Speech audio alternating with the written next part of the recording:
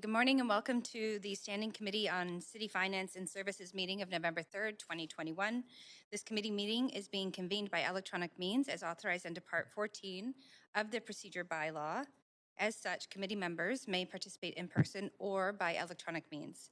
For committee members participating by electronic means, per the recently amended Procedure Bylaw, please ensure your video is turned on and let the Deputy City Clerk know if you are leaving the meeting for the purposes of confirming quorum. If a committee member loses connection during the voting process, staff will get you back online quickly while we suspend the voting process. The staff contact information has been circulated to you. Video of committee members speaking, presentations, and vote results will be projected on the live stream when available. We acknowledge that we are on the unceded homelands of the Musqueam, Squamish, and Tsleil-Waututh people. We thank them for having cared for this land and look forward to working with them in partnership as we continue to build this great city together. I also want to take a moment to recognize the immense contributions of the City of Vancouver staff who work hard every day to make our city an incredible place to live, work, and play. Deputy City Clerk, may we have the roll call, please? Mayor Stewart. Here. Councillor Carr. Councillor DiGenova. Present. And you have an LOA from 5:30 onwards? Actually, clerk, I have an LOA from 12:30 onwards for a Metro meeting. Thank you. Thank you. Councillor Fry. Present. And you also have an LOA from 6 to 8? Yeah. Councillor Swanson. Here. Councillor Hardwick. Present. Councillor Wiebe. Present. With an LOA from 6 to 10. Councillor Boyle. Present. Councillor Dominato. Present. And also an LOA from 4:30 to 10. Councillor Bly is the chair. And Councillor Kirby-Yung. Present. And I also have LOAs today, just noting for this part of this morning and this evening. Thank you.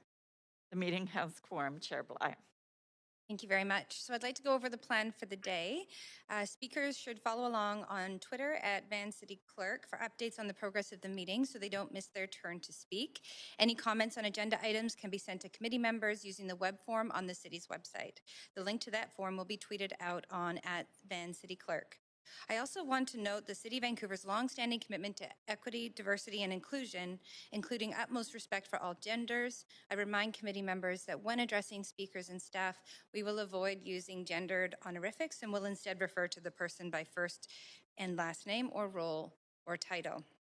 We have 4 items of business on today's agenda, 1 presentation, 2 staff reports, and 1 referred member's motion. We will recess for lunch at noon and will reconvene in committee at 1 p.m. Now, should the business not be completed prior to 5 p.m. today, we do have a scheduled dinner break at 5 to reconvene at 6 p.m. However, as we heard during roll call, we actually do have 5 councillors who have LOAs for tonight at 6 o'clock. So I'll just invite councillors to consider that if it means going past 5 o'clock to complete the business, that we ought to consider doing so to finish before 6 o'clock. So, finally, I'd like to remind committee members that if amendments are brought forward, they must be submitted to the Deputy City Clerk in final written form before the committee member introduces them. Please ensure the City Clerk has received your amendment by using the Council Meeting Amendments DL. As chair for this meeting, I'm suggesting for reports that have no speakers and no presentations that we adopt the recommendations collectively in a single motion. We have items 2 and 3 on the consent agenda for consideration. Does any member wish to hold any of these items for debate or questions to staff? Chair, it's Councillor Dominato. Go ahead, Councillor Dominato. I'd like to hold report number 3, the accessibility strategy. Okay, so we can hold report 3, and I'll just note that Councillor Wiebe was on the queue.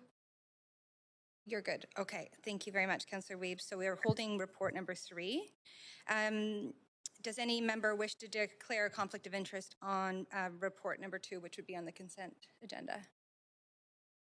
Move adoption. Okay, again, it's a little tricky with the hybrid, of course, but Councillor Carr moves recommendations. So thank you very much, Councillor Carr, for item number 2. All those in favor say yay. Yay. Any opposed? Motion carries. So the following has been approved on consent. And that is item 2, renewal of the Heritage Energy Retrofit Grant Program. Thank you very much. So before we begin, I'd like to remind speakers they have 5 minutes to make their comments and should state whether they are in support or in opposition to the recommendations and may only speak once. Committee members have up to 3 minutes to ask questions to speakers. However, speakers are under no obligation to respond. Seeing that we don't have any speakers for this item, I'm just going to move right ahead to inviting the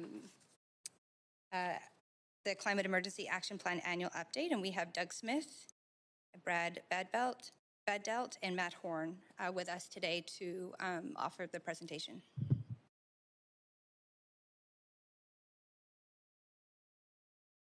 Council, good morning. Just want to double check that you guys can see the screen up there. Sharing.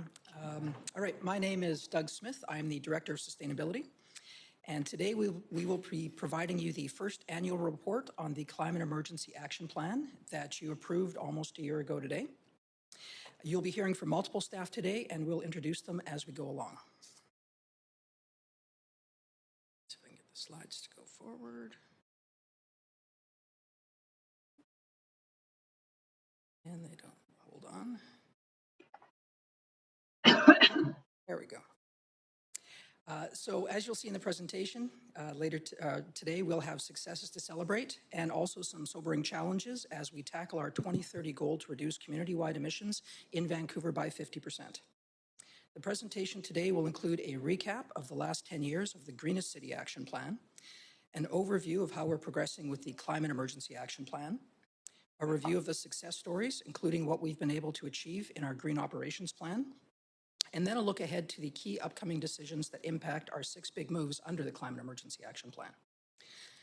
Our work to prepare for the impacts of climate change, also known as climate change adaptation, isn't part of today's presentation, but staff are available to take questions on this work if you would like.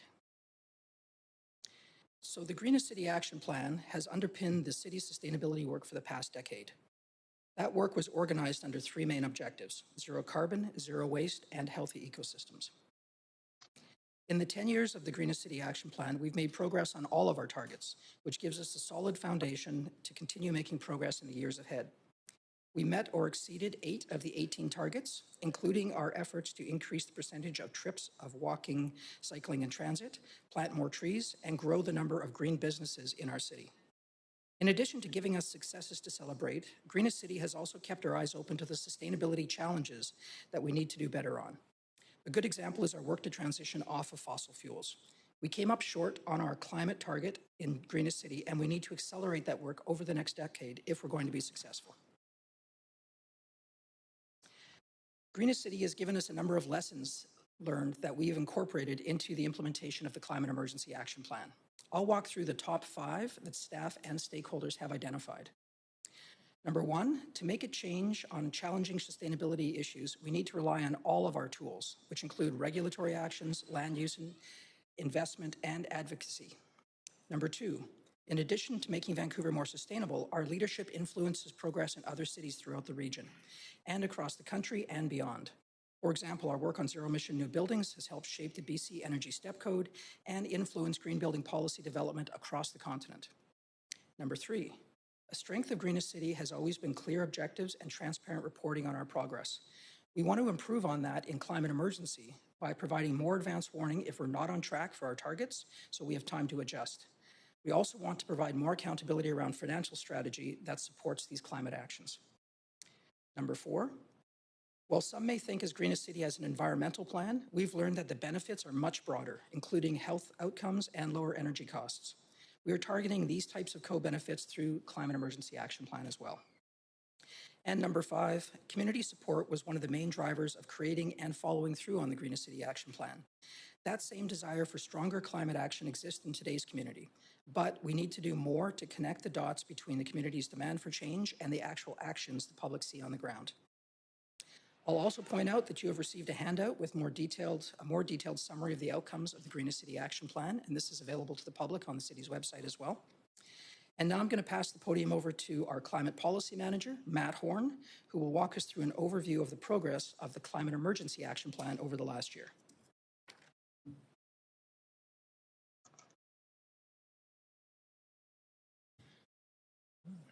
Thanks, Doug. Good morning, Mayor and Council.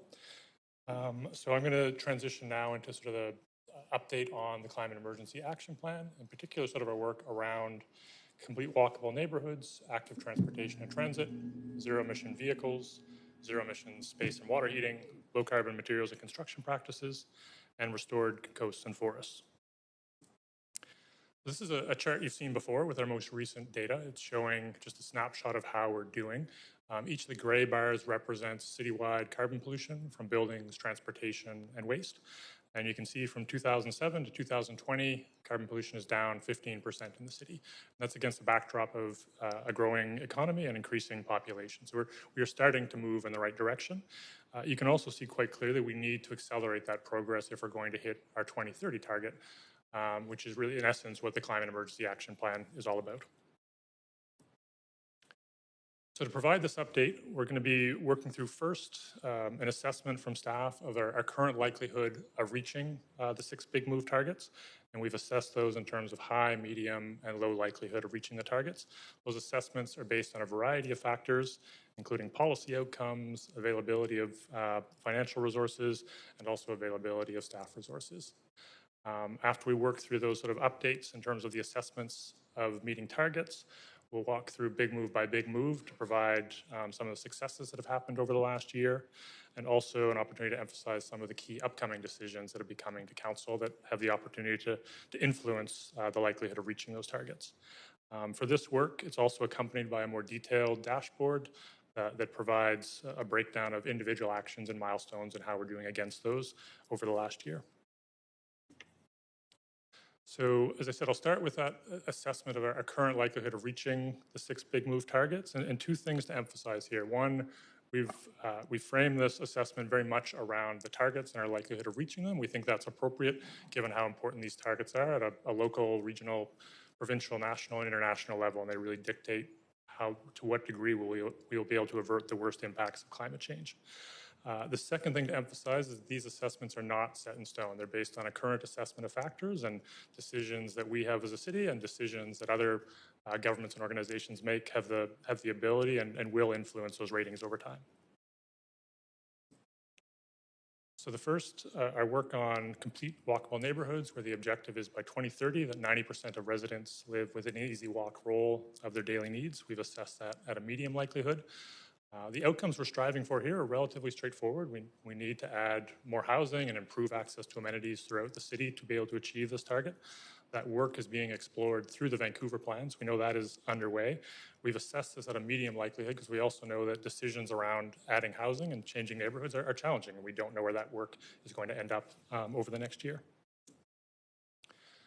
The second is our work on active transportation and transit, where the objective is by 2030 to have 2/3 of trips by walking, cycling, and transit. We've assessed this at a low likelihood currently of meeting that target. The primary reason here is sort of a gap in our financial strategy. To do this work, we need to ramp up investments in cycling infrastructure, walking infrastructure, and transit priority. That's work we have been doing and will continue to do. But that target for 2030 is quite ambitious, and we need to sort of scale up that work to be able to meet that target. We would have anticipated a gap in our financial strategy at this point of implementation. That gap is bigger than anticipated because of the decision not to proceed with the climate emergency parking program. Our work on zero-emission vehicles, where the objective by 2030 is to have 50% of the kilometers on our roads driven by zero-emission vehicles. We've also assessed that currently at a low likelihood of meeting the targets. Twofold reason here. One relates to the same budget gap we're facing, and to encourage and really accelerate that adoption of zero-emission vehicles in the city, we need easy and reliable access to charging across the city. And part of that will rely on city investments to scale up public charging in particular. The second reason relates to building demand. And we know we've had good early interest in electric vehicles in Vancouver from the public. We've also had sort of stronger policy from the province through their zero emission vehicle mandate, and which will help to build supply of zero emission vehicles. To meet our targets, we will have to further accelerate that transition to electric vehicles. We had hoped to be using the pollution charge in the climate emergency parking program. Without access to that tool, we do need to go back to the drawing board to look for additional tools to accelerate demand. Our work on Big Move 4 and zero emission space and hot water heating, where the objective is to cut carbon pollution by 50% from buildings by 2030. We've assessed this at a medium likelihood of hitting the 2030 target. So the solutions here are quite clear. We need to electrify buildings, we need to bring on more renewable gas, and we need to make buildings more energy efficient. We're working through right now the regulatory pathway to get there. We know for detached homes in particular, there's some real material barriers to getting to that target. So we have more work to do through that engagement to better understand those barriers and identify solutions to them so that we can have a successful approach. Our work on Big Move 5 and low carbon materials and construction practices, our objective there is to reduce the emissions from those the embodied carbon in new buildings by 40% by 2030. This one we've assessed at a high likelihood of meeting the target. The primary reasons here, we've got growing awareness and interest in the solutions. So more natural materials such as mass timber, using lower carbon blends of concrete, and also buildings with less parking. We also think we have a pretty clear regulatory pathway to get to those targets and sort of learning and building on the successes of zero emission space and water heating in new construction. And the final one is our work on Big Move 6 and restored coasts and forests and nature-based climate solutions. We've also assessed this currently at a low likelihood. Two primary reasons for this. When we look, we know that part of this work will involve carbon sequestration outside the city. That is a new role for the city, and we're working through that challenge now of figuring out what the appropriate role is when we bring back those recommendations to council. The second part is sort of focused on inside the city and lots of opportunity to enhance green space and enhance carbon sequestration within the city. That can also sort of butt up as a tension with efforts to increase density and increase housing in the city, which we know is also a clear win from a climate perspective. So staff are continuing to work through that tension to make sure we have clear direction going forward. On a bright side, we do think we're in a position to provide that action plan for Big Move 6 to council later this year or early next year.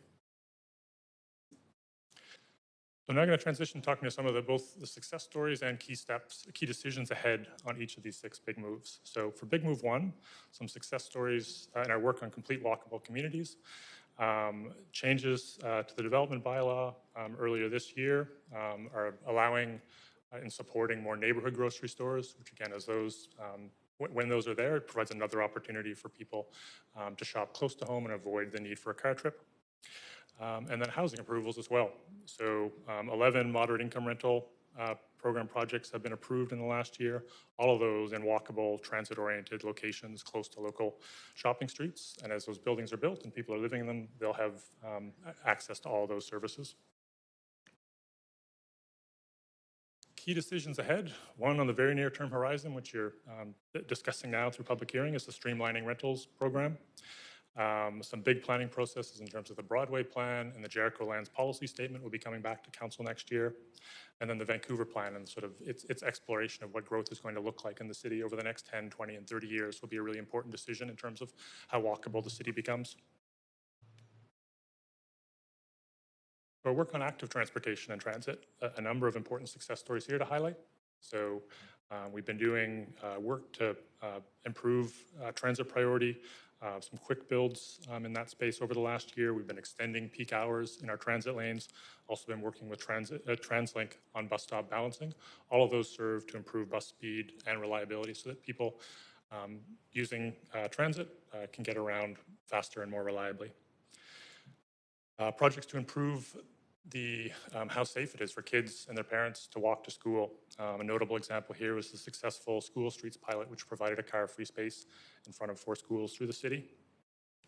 And then thirdly, a number of projects around the city moving quickly on active transportation. A good example to highlight is the Beach Avenue upgrades completed earlier this year.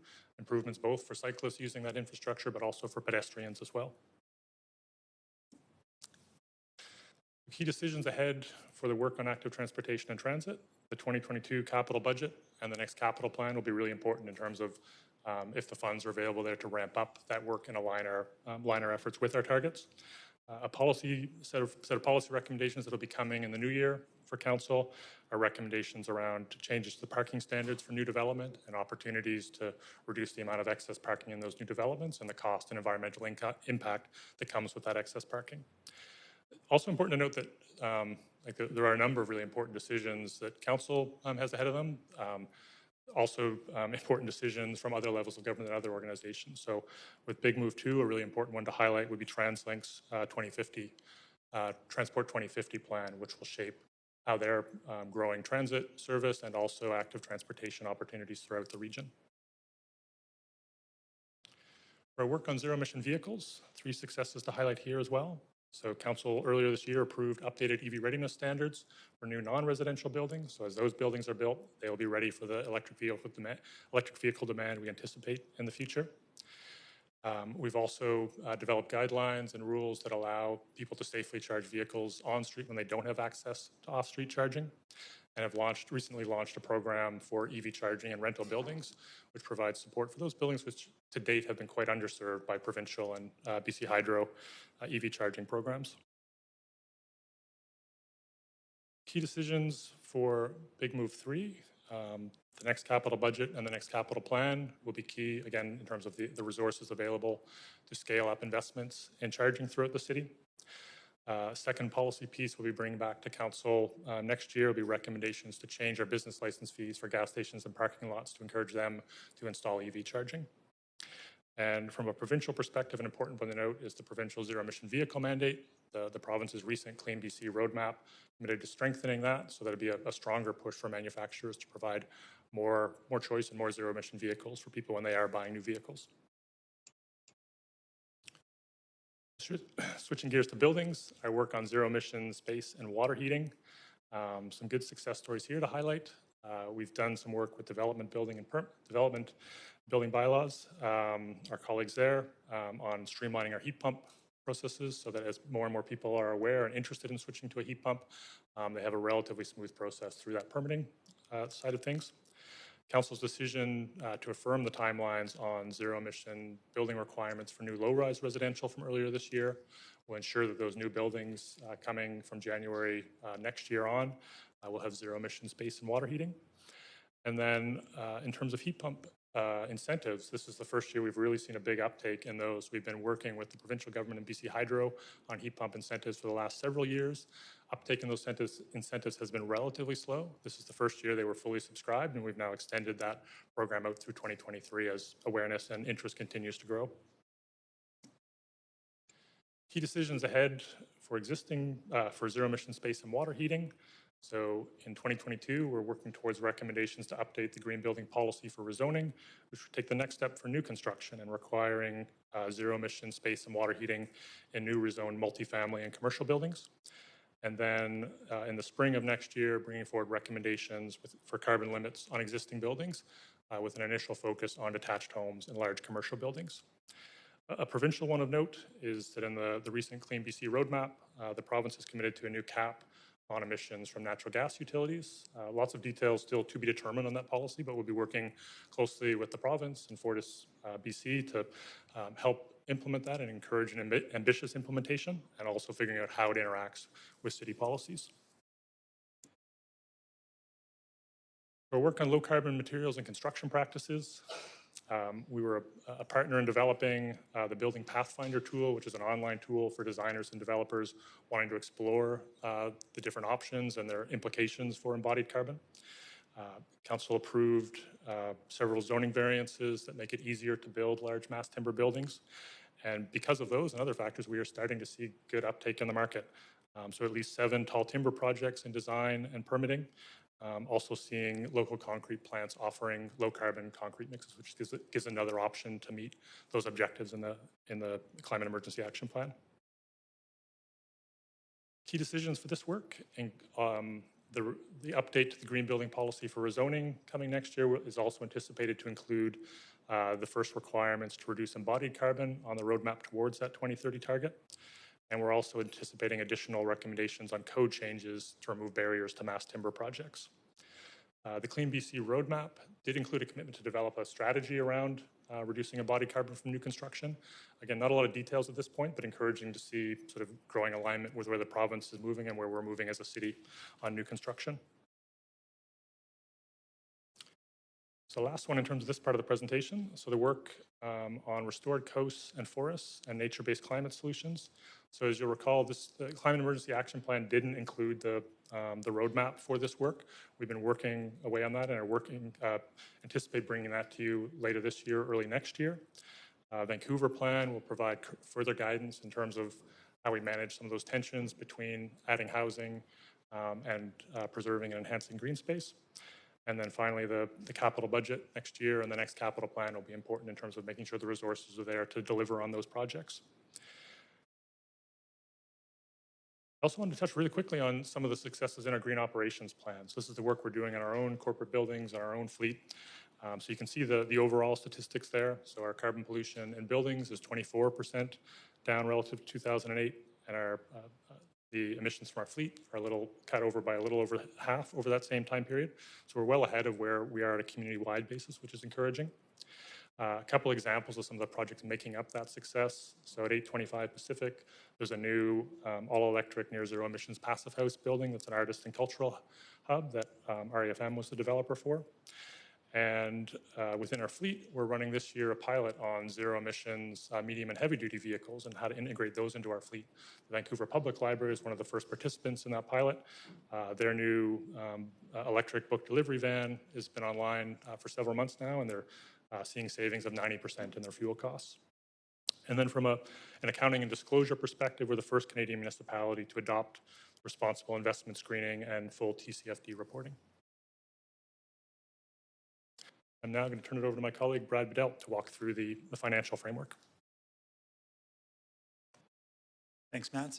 Good morning, Mayor and Council. Over the next few slides, I'll provide an update on the Climate Emergency Financial Framework.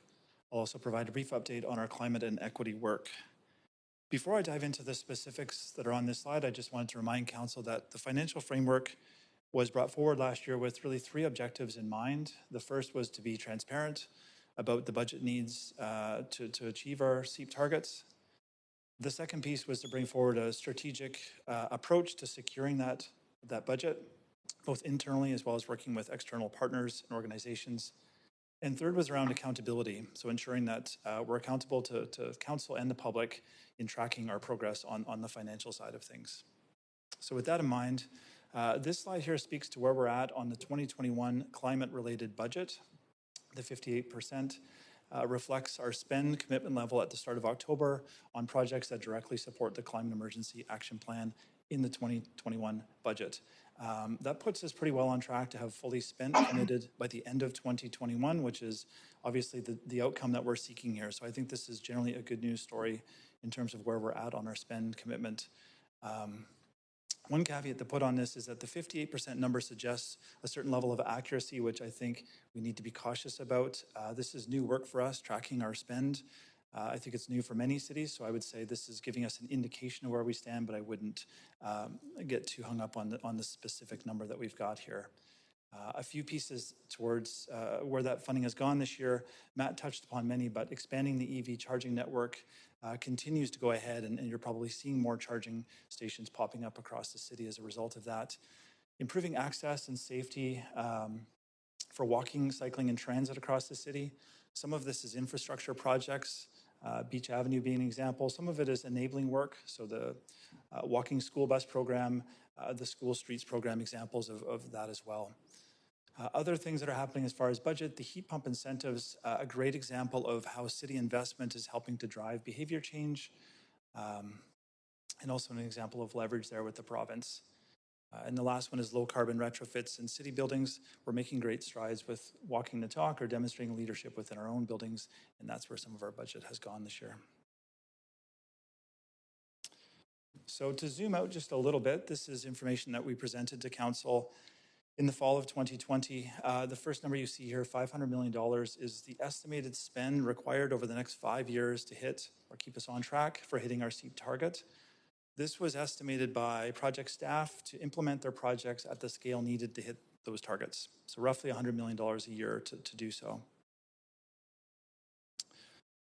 This here was also shown, this is the breakdown by big move. So big moves 1, 2, 3, and 4 are shown here. Big move 5, the embodied carbon big move has a budget associated with it, but because it's primarily city regulation, the budget is quite low compared to the others, so it doesn't show up on this bar graph. A couple other points to highlight here. Big move 2 is the biggest bar, $290 million. This is the walking, cycling, transit action, and it does rely more on city investment, city infrastructure to achieve that target. Whereas big move 4, big GHG outcome, but this one we can use more city regulation and less city investment required to achieve that outcome, so it has a smaller number. So of course, we're not starting from scratch. The city has been budgeting for climate action for many years and doing good work on climate action for many years. So that's what the baseline spend is meant to reflect.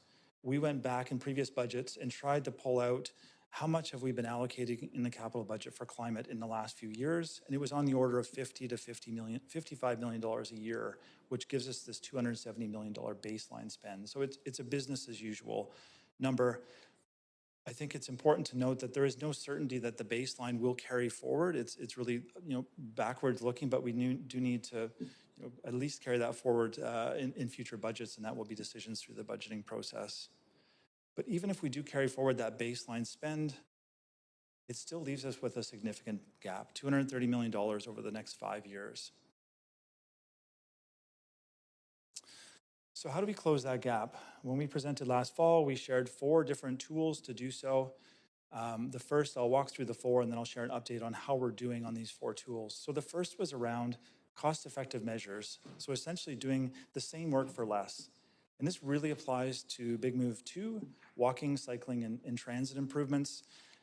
Doing that work using simpler, less costly materials, focusing our scope down to kind of just the minimum to achieve the outcome. We estimated between $25 and $50 million could be realized through project savings. The second one is around leveraging senior government funding as well as partner funding. We estimated $25 million over 5 years. That was based on our kind of past track record in securing funding for climate action with a little bump, expecting that the climate emergency plan would set us up well to aggressively pursue that funding. The third one is around new revenue. So there are actions in the Climate Emergency Action Plan that were expected to generate new revenue, and we were keen and put forward this proposal that revenue be harnessed to support the scaling up of climate action. And the heart of that new revenue for the next 5 years was the Climate Emergency Action Plan. That's essentially what was used to develop that revenue estimate that's on that bar. The fourth one is the next capital plan, which will be developed and brought forward to council in 2022. And that's a real opportunity to advance council's priorities in the next capital plan and hopefully bump up that baseline to a more aggressive number. So I'll briefly touch upon how we're doing on all 4 of these. So the first one, cost savings. This is a positive story. We are saving money on projects, particularly some of the active transportation protected bike lane projects. Beach Avenue is a good example of this. If Beach Avenue was done as a full road reconstruction project with higher end treatments, the cost would have been much, much higher. It's a very successful project that is shifting mode. And between that and other projects such as Drake, we have saved on the order of $10 million this year on those projects. And it's, I think, encouraging that we have line of sight to further savings for projects going forward. In terms of securing external funding, I think a fairly good story on this one. We've secured around $4 million in external funding to date this year, so we're roughly on track for that target we had set.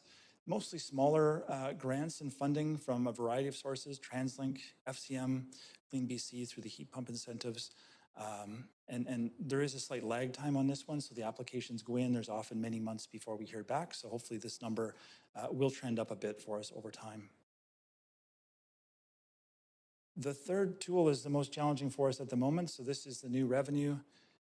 We have 0 new revenue this year, and we have very low revenue in terms of line of sight going forward. We have no revenue for the next 5 years in terms of line of sight with the loss of the parking permit program. Next year, staff will be exploring some smaller fees that may be able to nudge behavior change while also bringing in some revenue, but they would definitely not be on the order of the parking permit program in terms of bringing in that new revenue. The last piece is the next capital plan. So as I mentioned, 2022 is a big opportunity to hopefully advance our climate priorities through the next capital plan. There's also the 2022 capital budget. There are climate projects in there, of course, including some that Council put into the mid-year capital plan update. The Council will have a decision on in terms of whether those projects advance in 2022 or not, but obviously we are hoping they do. So before I close on the finance side, this is not new information that was shared last year, but it's an important one to share again. On the resident and business side, CEEP does have great cost savings. So over the next 10 years, our modeling showed an investment from residents and businesses of around $1.3 billion in order for us to hit our target, but overall savings of $2.2 billion. So a significant net savings. A lot of that is coming on the transportation side, making it easier for people to walk, roll, bike, and take transit to their daily needs has significant savings for residents. I'll just briefly touch on our climate and equity work. It's a really important part of the climate plan. This year, we reestablished the Climate and Equity Working Group and expanded it a bit. We have 20 members on that group now, a diversity of backgrounds and lived experiences, and I'll say a lot of passion about advancing equity as part of our climate work, so we're thrilled to have them on board. Part of their work this year has been staff bringing projects to this committee and getting their feedback on it, and getting some of their guidance on it. Several projects have gone through. The parking program went through this committee. We also brought early work on Big Move 4 and Big Move 6 through this committee, and their feedback was really helpful and embedded in those projects. A core part of their work for next year will be the Climate Justice Charter. This is building on our equity framework, meant to be really a foundational piece for equity and climate at the city, setting forward principles and guidance for staff to embed equity in their work from both project scoping and engagement through to implementation and even data collection. And the last point on this, I think with equity, it's important to note that we're happy with the progress we're making, but this is still early days and we are very much in the learning stage as far as embedding equity in our climate work. With that, I will pass it back to Matt. Thanks. Thanks, Brad. Just a couple slides to close up. So I've just got a quick summary reminder of where we sit in terms of those assessments of the current likelihood of reaching the targets. I think we had hoped to be in a slightly better position at this point a year into the plan. It would have been naive to expect, given the challenging nature of the targets, they'd all be green assessments. The thing to really emphasize here, though, these are not set in stone, and we do have a number of decisions coming up and opportunities to work with partners such as the regional Metro Vancouver and the province to shift some of these reds to yellow and some of the yellows to green. This last slide just provides a summary of some of those key council decisions coming up ahead. Some of those are in the very near term around the streamlining rental program. Early next year, we can expect decisions such as the parking standards for new developments. And then in the spring, some examples would be the carbon pollution limits, recommendations for detached homes and large commercial buildings, and then also the piece Brad mentioned in terms of the Climate Justice Charter. So we've got a lot we're working on to get back to you as part of the action plan implementation, and we look forward to bringing those pieces to you and would welcome any questions now. Chair, I have a point of procedure. Sure, go ahead. Yeah, I'm just wondering if maybe you and the clerks can advise us. We are in the middle of a public hearing on an item that has been just briefly mentioned here. But I know in the middle of public hearings, we're not supposed to discuss the specifics as we're maintaining an open mind. I'm just wondering if you could provide some advice as to how we should structure questions around that item. Thanks very much for raising that, Mayor, and I think it's a good point. Let me just confer with our clerks here, and I will be right back. Thanks very much.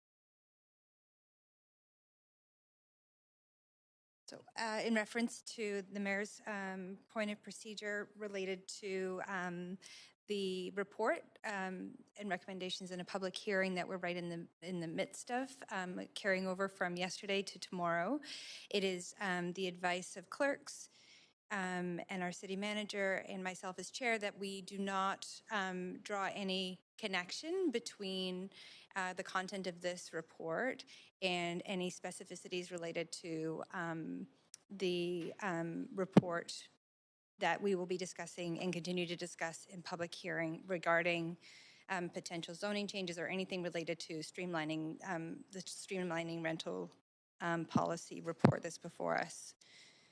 So we can talk about in the content of this presentation, but would caution any councillors or mayor making any reference to potential zoning changes related to the content of this report. Point of procedure? I just want to complete this one and ask the mayor if this satisfies your point of procedure. Yes, absolutely. Thanks so much. Great. Councillor DiGenova. Thanks. Sorry, I thought you were finished. If this is going to influence, you see, I did have some questions prepared regarding zoning, and I'm just a little bit concerned now that I can't ask them that I feel that I won't have all of the information to inform my vote. So at what point, I mean, are there recommendations here that we could postpone that are specific to that I could ask those questions at a later time after public hearing? Or? There's no vote on this particular update today. This is simply an update on the plan, and you would be able to ask your questions of staff after the public hearing item is closed, either tomorrow or next week, whenever that item is complete. Thank you. Maybe I wasn't clear enough. I meant the vote at public hearing. If I have questions and I want to ask them in public, I can't ask those questions until after the public hearing. So will there be an opportunity for us in public, Chair, to ask those questions? I can defer to the city manager whether we would see an opportunity come forward to ask public questions on this particular report that cannot be asked right now. Thank you.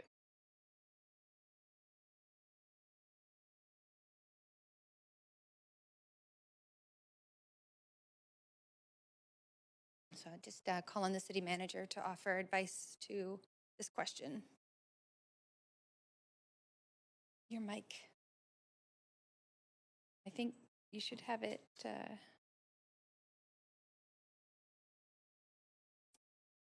I'm going to go ahead and push that. It's not appearing to be turning on, so just give us one moment here. We're just waiting for the city manager's mic to turn on.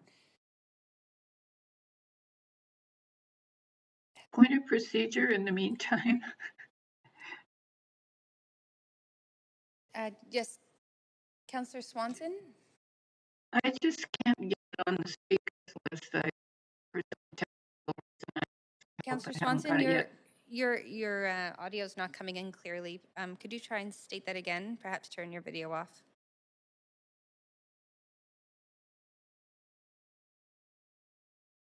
I'm just trying to get on the Creston panel to ask a question, but it won't work. So if you could put me on, that would be good. Yeah, absolutely, I will. It actually appears that the Crestron is not responding in this exact moment, which is why the microphone's not turning on for the city manager. So I'll just make a note of that, Councillor Swanson, and add you as soon as I can. Thank you.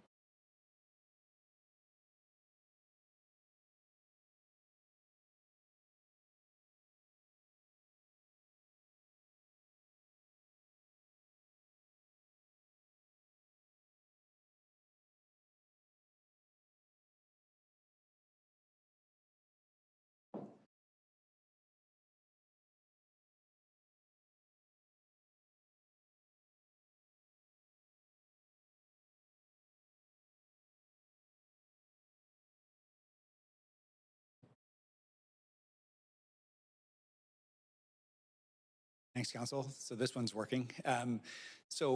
With respect to the public hearing, there will be, as I understand, another round of questions for Council around the substance that is before you for consideration at that hearing. So that would be what I would recommend as the opportunity to ask questions on this issue. If I may clarify, I believe Councillor DiGenova is asking that there are questions that that Councilor DiGenova would like to ask about the report today that cannot be asked fully because of the public hearing. So would there be an opportunity after the public hearing to ask those questions related to this update in the public? My apologies. There's a couple of ways we could deal with that. Certainly, we're happy to deal with those in writing. And then if those were answers that Council was interested to make public, we could do that. Alternatively, Councillor DiGenova could use the inquiry section of a future Council agenda to raise them there and get answers in public through that mechanism. I think that's a great suggestion. So let's go with that one. Councilor DiGenova? That satisfies my point of procedure. Thank you. Great, thank you. And I will just note that Councillor Swanson is on the queue, although we're not having that, the restaurant panel is not responding right now, but Councillor Swanson, I have taken a note. You'll be after Councillor Boyle. And Councillor Hardwick, I see you're raising your hand there. So we're going to do our very best here, because if your mics won't turn on and you're in person, we may have to call a recess and deal with the Crestron panel. But Councillor Carr, you are first on the list for questions of staff. So I wonder if you'd like to, yes, be our test. No, I don't think so either. So looking to, I think we should take a 5-minute recess, give ourselves an opportunity to reset the Crestron panel. And so we will come back at, let's say, 10:30 and reconvene for questions of staff.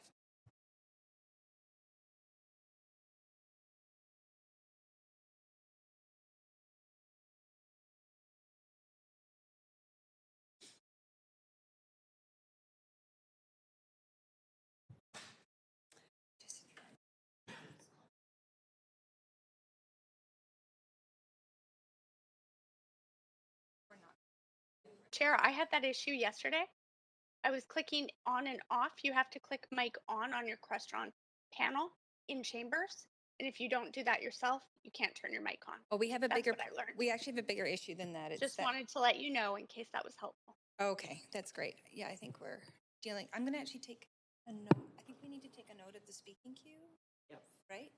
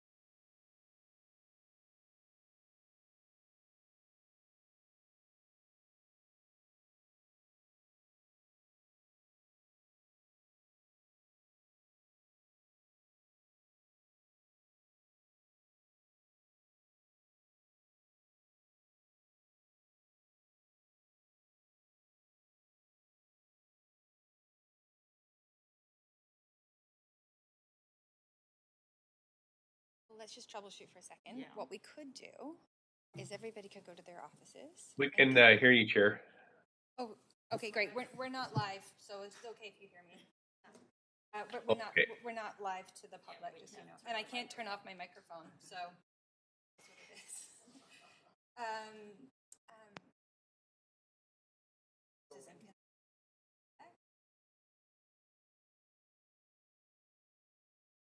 and on this report.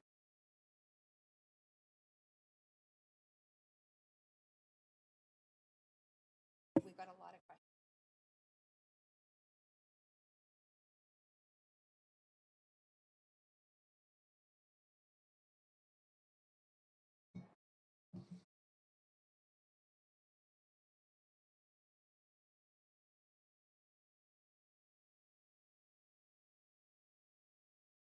Everyone's on the queue already. I have that list.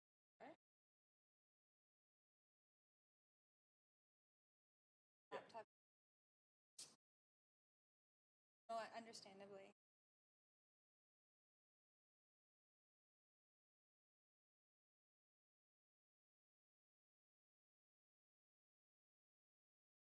Yeah, you could WebEx on your phone. I mean, it's just to ask questions.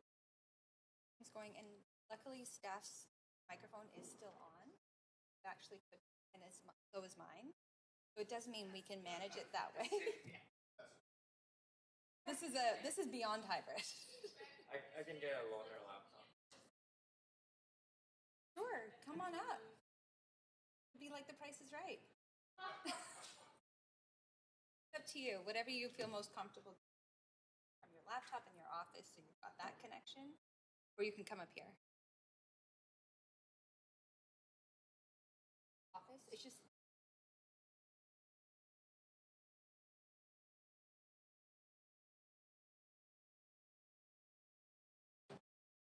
Are you okay with that? Here?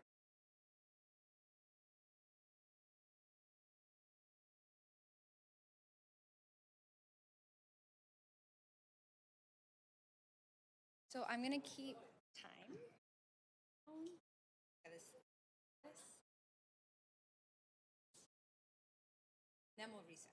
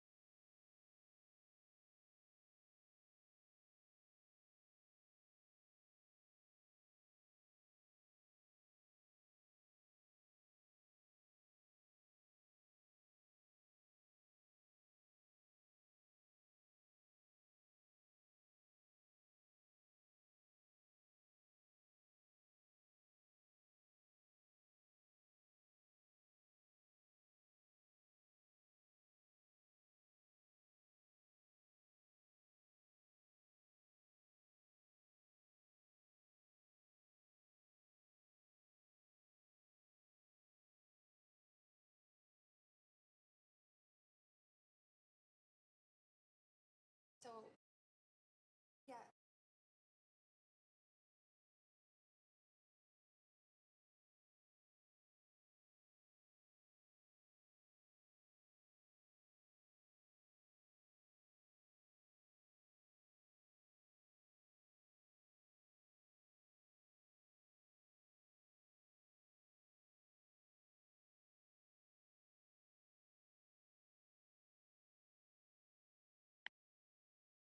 Test 1 2, test 1 2. You guys hear me?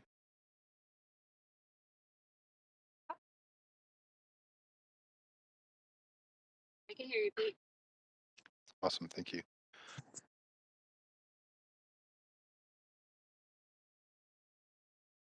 Good.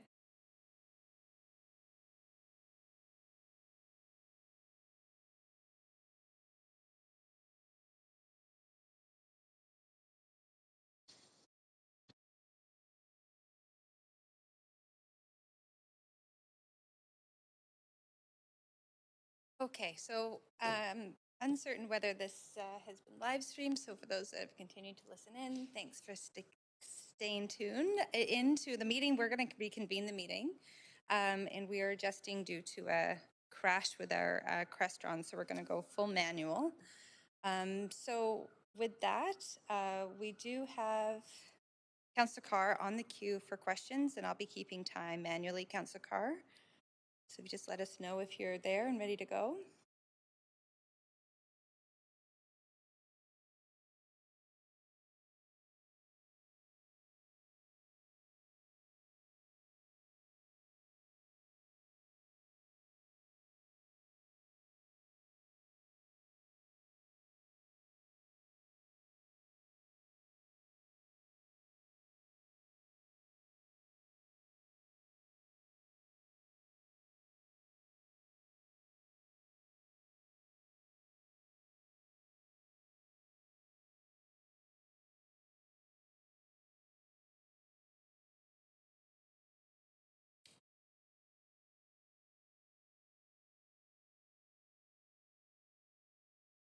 You ready? I've just signed in, but I'm not into the chambers yet. Okay, we can hear you now, so you are connected. Okay. Are you ready?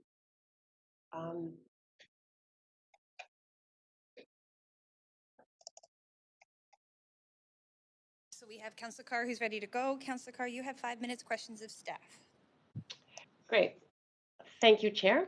My first question is on, well, first of all, let me just say that I'm very pleased at the detail that you've provided and the measurements or the suggestions of, in an honest way, how far we need to go and the likelihood of getting there. Are we tracking the greenhouse gas emissions from the city by source? And if so, is that tracking chart publicly available? I can take that question. It's Matt Horn, Councillor Carr. So we do track in more detail than we reported in the presentation. So transportation, for example, we break into light-duty vehicles and medium-duty vehicles, and buildings will break into commercial and residential buildings. So that information is tracked on an annual basis and is available publicly. Okay, and where would people go to find it? It's available sort of under the climate emergency website for the city. Okay, that's great. Second question is about EV charging. And I know that this is a big move, and we've done it, we're requiring it in multifamily and non-residential buildings, but single-family homes is still a challenge. I am wondering if you have thought about a requirement in our building code for solar panels in new builds and to really push retrofits on single-family homes or other buildings other than the ones that we are requiring it already or will be soon requiring it to enable EV charging and thus reduce the city's cost of having to do a lot of public charging. I can take the EV part of that question, and then I'll turn over the solar part to Sean Pander, our Green Building Policy Manager. In terms of EV charging, so all new residential buildings, whether it's multifamily or detached home, have to be 100% EV ready. So that was changes council passed a couple of years ago. We're also, at your direction, working on changes that would allow under sidewalk charging options, and we hope to bring those back to council next year. Would be another cost-effective charging option. In terms of the solar piece, I'll ask my colleague Sean Pander to take that part. Great. Thanks, Matt. Sean Pander here, Green Building Manager. We're not looking at mandating new or existing homes install solar panels at this time. We do recognize that in some cases, moving to electrification, either for electric vehicles or for heat pumps, will increase those electrical costs. And we will look to include information about the potential cost savings and, how photovoltaic systems could make the EVs or heat pumps more affordable in certain circumstances. We haven't seen a lot of that in single family homes.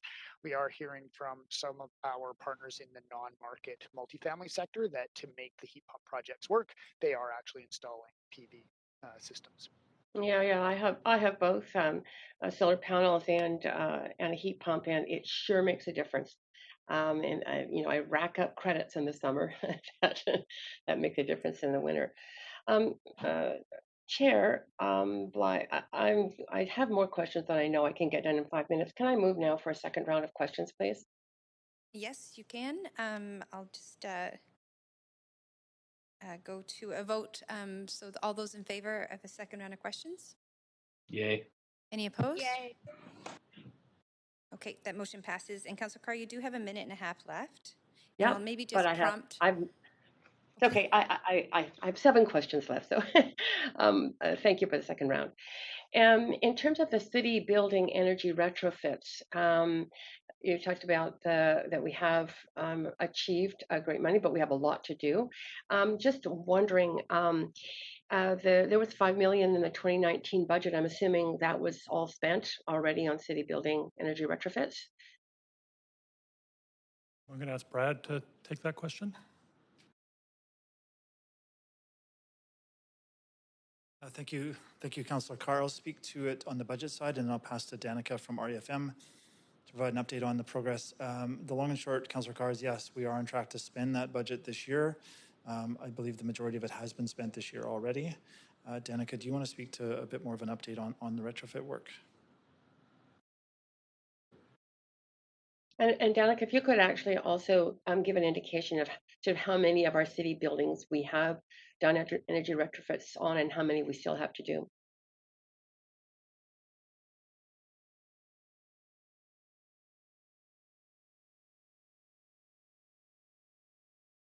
Chair, I'm not hearing. Am I getting an answer? I'm not hearing it. Right, so you're posing this question. Go ahead, staff. It's 15 seconds. Yeah, sorry, it sounds like Craig Edwards from REFM is going to join. I'll pass to Craig.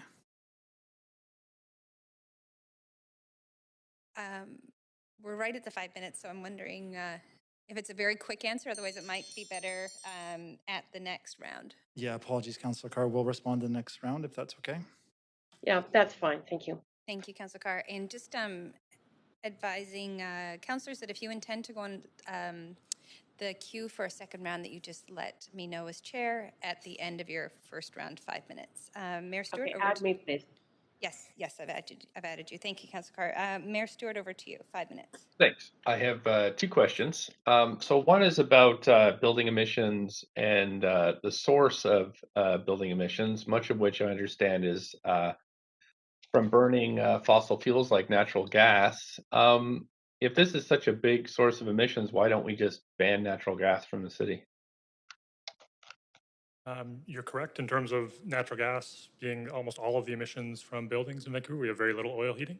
I'll turn it over to Sean Pander on the response to the question. Yeah, good question, Mayor. The banning of gas, especially, one of the major things we need to do is begin retrofitting existing buildings. And while we can probably do without gas within new construction, within existing buildings, the provision of gas is really key, at least for the foreseeable future, because some homes are going to run into circumstances where electrifying could be very, very challenging. And so the approach that we're taking right now is we want to get people moving towards low carbon. We don't want to be prejudiced against the fuel source. FortisBC is greatly accelerating the provision of renewable gas. So our focus really here is on switching to renewable energy without prejudice towards whether it's electric or gas. And again, on those deep emission retrofits, given where the market is currently at, the regulations would be greatly hindered or slowed down, given some buildings, the cost to retrofit and lower their emissions in some circumstances without being able to use gas could be very high. So we want to continue to give owners that flexibility so we can achieve our carbon outcomes at the lowest possible cost. But we're not allowing new multi-unit buildings to include natural gas in their construction, are we? At this point in the building bylaw, we don't. We have a greenhouse gas limit. It effectively requires them to electrify the space heating, but currently allows them to use gas for cooking, makeup air, and domestic hot water. So we still allow some of those uses. The building bylaw to lowering the greenhouse gas emissions for space heating, in essence, forcing that to renewable energy, took effect in June this year. We're doing additional research and we'll bring forward recommendations about how to electrify the makeup air and domestic hot water in Thanks so much. buildings in the spring. My second question is more general. I don't see any mention of the federal government in your presentation. You do touch on senior governments, but I knew there was huge skepticism when I came in 2018 that we could get federal money for housing. In fact, to the point where the previous city administration didn't really even ask for it. So after asking, we've received tons. I think the same opportunity exists with climate change. So I'm just wondering, what proposals have you put forward to the federal government for funding, and what would you like to see? Here, I'll start from a policy perspective. So there are a number of sort of new policies coming federally, which is important in a national context. In almost all cases, BC's policy is probably a step ahead of that. So we tended to reference more the BC policy, and I'm interested in the funding side. I know. Yep, I'll turn it over to my colleague Brad to take the funding side. Thanks, Mayor Stewart. The number that we put forward was based on past practice, bumped up a bit, and I think that was maybe a conservative approach by us. But at the moment, what we've seen this year is not a significant bump up in federal funding. There may be an opportunity. But are we asking for federal funding? Because I mean, I pitch all the time for different ministries, but I haven't had a specific pitch for environmental investment here in the city. Has this been being done by other folks, or is it just not? Is it not something? Is it something we just don't do? At the staff level, Mayor Stewart, we pursue any grant opportunity that comes up, whether it's NRCan or FCM or other federal departments. We are constantly scanning for grant opportunities and trying to line it up with our projects. I think there's a risk of chasing grants at times. So we want to make sure that it's aligned with the projects within SEEP, but we are actively always searching for those opportunities and applying as they come up. Mm-hmm. Mayor, you have 30 seconds. Yeah, I'm good. Thanks very much. Great, thank you very much. Chair, I will say though that I am actually late for my other appointment, so I will have to duck out for a bit, and I'll be back as soon as I can. So thanks again to the team for all their work. Thank you very much, Mayor. Over to Councillor Dominato. Thanks, Chair, and appreciate the Mayor's questions. I think he's getting at more of those political conversations that can be taking place and that he can be leading on, so that's great. I have a number of questions. The first one is with respect to the city fleet and park board vehicle fleets. And if we could get an update on the status of the conversion to hybrid or electric vehicles. How many vehicles do we have in our fleet, and what is the breakdown of those being electric or hybrid?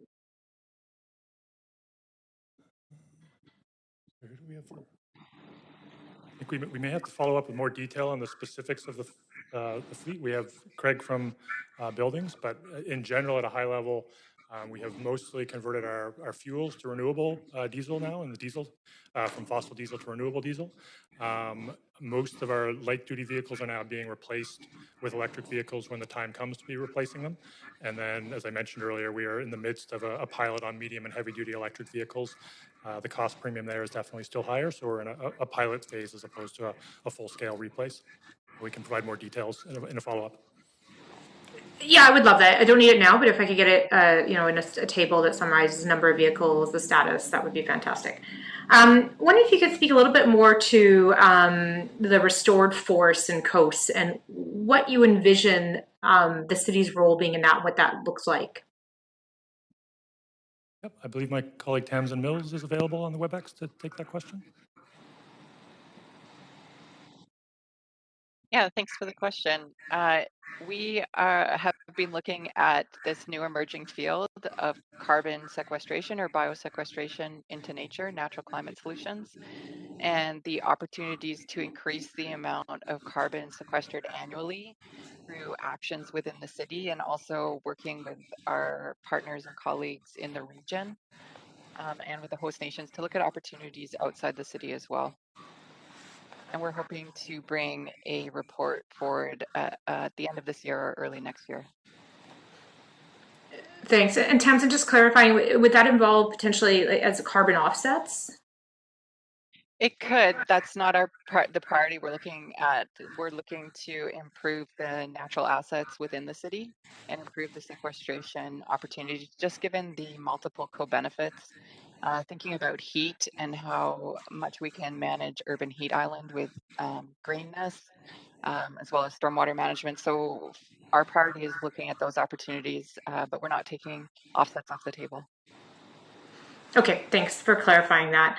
And then around the subject of the accountability framework, Councillor Carr started to ask a question I had around reporting, and I'm particularly interested in, I know I've seen the dashboard that's on our city website, but I'm curious about our climate disclosures, particularly around scope 1, 2, and 3 emissions. And is that more detailed somewhere else other than the dashboard I've seen? So just to be clear, you're referring to the dashboard, the Climate Emergency Action Plan dashboard? Yes. A few weeks ago, I'd asked specifically about our climate disclosures related to 1, 2, and 3 emissions, scope 1, 2, 3 emissions, and I wasn't able to get an answer. And I'm just curious if there is further disclosures that aren't publicly available. I'll ask, I believe Lloyd Lee is on in terms of our TCFD reporting. Could take that question. Hi there. Can everyone hear me? Yeah. Perfect. Yeah. We do publicly report our scope 1 and 2 emissions. Right now, they currently sit in our CDP Cities report that we do every year. That's available publicly on the CDP Cities website. We also report within our task force for climate-related financial disclosure that comes out with our statement of financial information every spring. So, yeah. Okay, that's fantastic. And then one more question before I lose time here is, are we, in terms of our procurement process and practices, requiring that any proponents be companies and organizations that are doing full disclosures on their GHG emissions? This is a trend with a lot of larger multinationals are starting to move in that direction, and banking institutions, and they won't deal with companies that are not aligned and reporting their own GHG emissions and monitoring them and measuring them. Is that part of our procurement? Just 15 seconds. Hi, Councillor Doug Smith. Yes, we have a sustainable and ethical procurement policy, and we are continuously evolving it to make it more and more stringent to ensure that any of the companies we deal with are being as green as possible, including disclosure. That is something we're absolutely considering adding. Great, thank you. I'll come back on for more questions. Thanks. Great, thank you very much. Councillor Dominato, Councillor Fry. Yeah, thanks. Doug Smith, I want to hone in on one of your slides where we talked about what we learned. And the two that really jumped out to me were the public demand action and the co-benefits subsections. And I'm curious where you feel lessons learned out of the climate emergency parking program and how that went down. I don't know if I want to refer to the climate emergency parking program as much. Essentially, we take direction from council and move forward on that. I think going forward, we just need to make sure that that the public and council are fully aware of all of the implications of the decisions they make with the different policies we're bringing forward. We've done that in the past, and we'll continue doing that going forward with the new policies, especially as we look for things to fill the gaps for policies that are not approved. Okay, so I appreciate that it was a council decision, but I think the council decision was largely influenced by a lot of the public sort of pushback and perception around some of the communications around this the CEP. And I'm just curious if your team is seeing maybe just opportunities to pivot some of the communications specifically around like those issues of public demand action and the co-benefits, which could maybe sort of sell it a bit better. Great, thank you for clarifying that. That makes more sense to me now. Absolutely, we do need to make sure we're clear about the co-benefits in order to reach the broadest audience when we're bringing policies forward. And those include everything from climate to health to cost savings. And I do agree that we do need to make sure that those co-benefits are well explained and well understood. Okay, thank you. So pivoting a little bit, one thing that we aren't hearing a lot about in the Climate Emergency Action Plan is circularity, and specifically sort of where waste reduction, reusing, refusal, those kind of pieces kind of play into I think a pretty successful carbon reduction strategy. Is there a reason that we're not playing into some of those kind of zero waste type components more? So zero waste is absolutely a critical component of not only a healthy city, but also a good climate plan. For the current version of the Climate Emergency Action Plan, you're correct, we don't have it as one of our big moves. We see that as more of a regional and a provincial action. In order to be successful, it has to be at a certain scale to work properly for circular economy. Having said that, we are working on multiple projects to support circular economy within the city, and also working closely with Metro Vancouver and with the province to try to do these broader projects. And I would expect we'll be bringing some opportunities forward to council in the next year or two. So we might see circularity integrated more into some of the big moves and articulated as such. Yes. Perfect.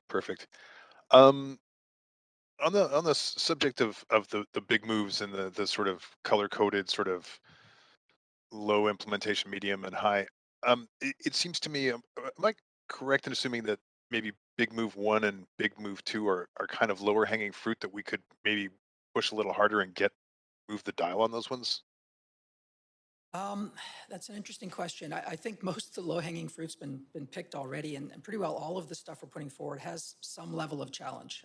They're just challenges at different levels, or with in different areas. So I wouldn't say any of them are easy or low-hanging fruit, but we will look for opportunities if we can't move one of the big moves forward, where we can compensate by maybe being more assertive or more aggressive on another move. Yeah, and I mean, I think that this council, there's obviously going to be a willingness to find the lower hanging fruit and move the dial. So I think that would be a great opportunity if we can kind of tease those out and take that lens, sort of apropos of the earlier question I had on what we learned as far as communications. I'm going to leave it there and come back for my other question because I'm running short of time and I want to be efficient. Thank you.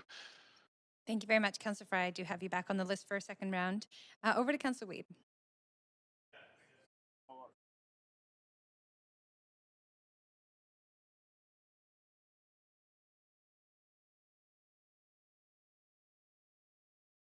Chair Wiebe is mute. Councillor Wiebe, I know we're dealing with some technical issues here. The goal is to have you speaking through your WebEx because your microphone is not working, so the public cannot hear your question. My concern is you will get an echo if you're in this room, potentially speaking through your laptop. So just, headphones Okay. in. Can you hear me? Yeah, perfect. Great, thank you. Perfect. Sorry about that. First question is a follow-up on the circular economy work, recognizing that in our current budget work, it doesn't look to be funding the circular economy. So I'm wondering why we don't think that's a priority, recognizing the importance to this work. We actually do have, so this is Doug Smith, we actually do have funding existing in place that we are using for circular economy work. At this point, it is studies that we're doing. We recently received a grant with Vancouver Economic Commission to support a study on circular economy around food, and we are having conversations with the province. So we don't have any big implementation projects that are needing significant capital at this point. But from a circular economy perspective, there is work and a small budget associated with that to move it forward. Okay. Next question is on active transportation. Recognizing that it talks about influence with Transport 2050 and regional growth strategy, they talk about greenways is a huge component, and they've talked about how Vancouver hasn't put forward a greenway strategy to align with that work. And in all this document, I don't see greenways talked about at all. I'm just wondering where we're at in ensuring we have greenways separate across the city. Okay, we are in the process of refreshing the greenways, and I'll call upon Paul Storer to take that question. Great, thank you. Paul Storer, Director of Transportation. Hopefully you can hear me. Yeah, so we're in the process of reviewing the Greenways refresh. We've been trying to line that up with the Vancouver plan and working to do it through that process because it has a potential to really tie in really well to that. One way or the other, we want to be moving ahead with the next round of engagement next year on the Greenways plan. Okay, it's just not mentioned throughout this document today. Next question would go to low carbon. I'm wondering where we're at with the deconstruction bylaw and recognize the importance of not throwing construction waste away. And we're hearing from deconstruction industries that we could do more in Vancouver, as well as creating a zero waste center in the north side of Vancouver. Great. Thanks, Councillor Wiebe. So in terms of the deconstruction requirements in the Green Demo bylaw, we are keen to expand the deconstruction requirement. We hit pause on that due to the permitting issues that we were facing earlier this year, but once those have kind of cleared through, we are interested in expanding that deconstruction requirement. I'll say the market readiness, the contractors, and our reuse hub through Habitat for Humanity should hopefully enable us to do that once we've moved through the permitting backlog. Okay, and how about a zero waste center for the north side of the city for smaller deconstruction, smaller renovation projects? Yeah, I'm not sure if we have someone on the call from Zero Waste. I'm not able to answer it. We may have to get back to you on that one, Councillor Wiebe. Okay. Yes, Councillor. Albert Chamis from the Zero Waste Department online here. What Zero Waste facility in the north part of the city is certainly one of the things in planning stages now. We are looking at opportunities to find a location and set something up. That'll be part of our next 4-year capital plan to include that, because the northern part of the city is underserved, and particularly as we change transportation modes, it's important that we have a broader coverage around the city for those services. Okay, so we'll have a report before the capital plan for us in front of council? That will be part of the capital plan. Perfect, thank you. Plan, it would be included there. On Big Move 3, I know when I was working on the board of Easy Park, we talked about how to make the parking lots more accessible, and it was very difficult to do EV charging. So I see in the report, we're looking at how to make gas stations and parking lots a strategy to move that forward. So I'm wondering what that looks like. And that's just 30 seconds to respond, please, Matt. So it's one of the actions in the Climate Emergency Action Plan. We're just about to sort of begin a second phase of engagement with gas station and parking lot owners. But the general idea would be to shift business licenses so there's some threshold for EV charging, and you'd have a lower business license if you've met that threshold and a higher business license fee if you have not. Okay, thank you. I'd like to go back on the list. Thank you. Okay, great. Thank you very much, Councillor Wiebe. Over to you, Councillor Kirby-Yung.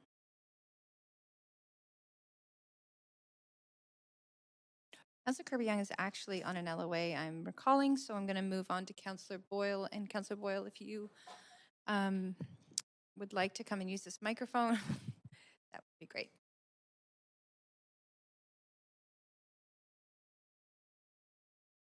Okay, thank you for all of this update, as sobering as it is.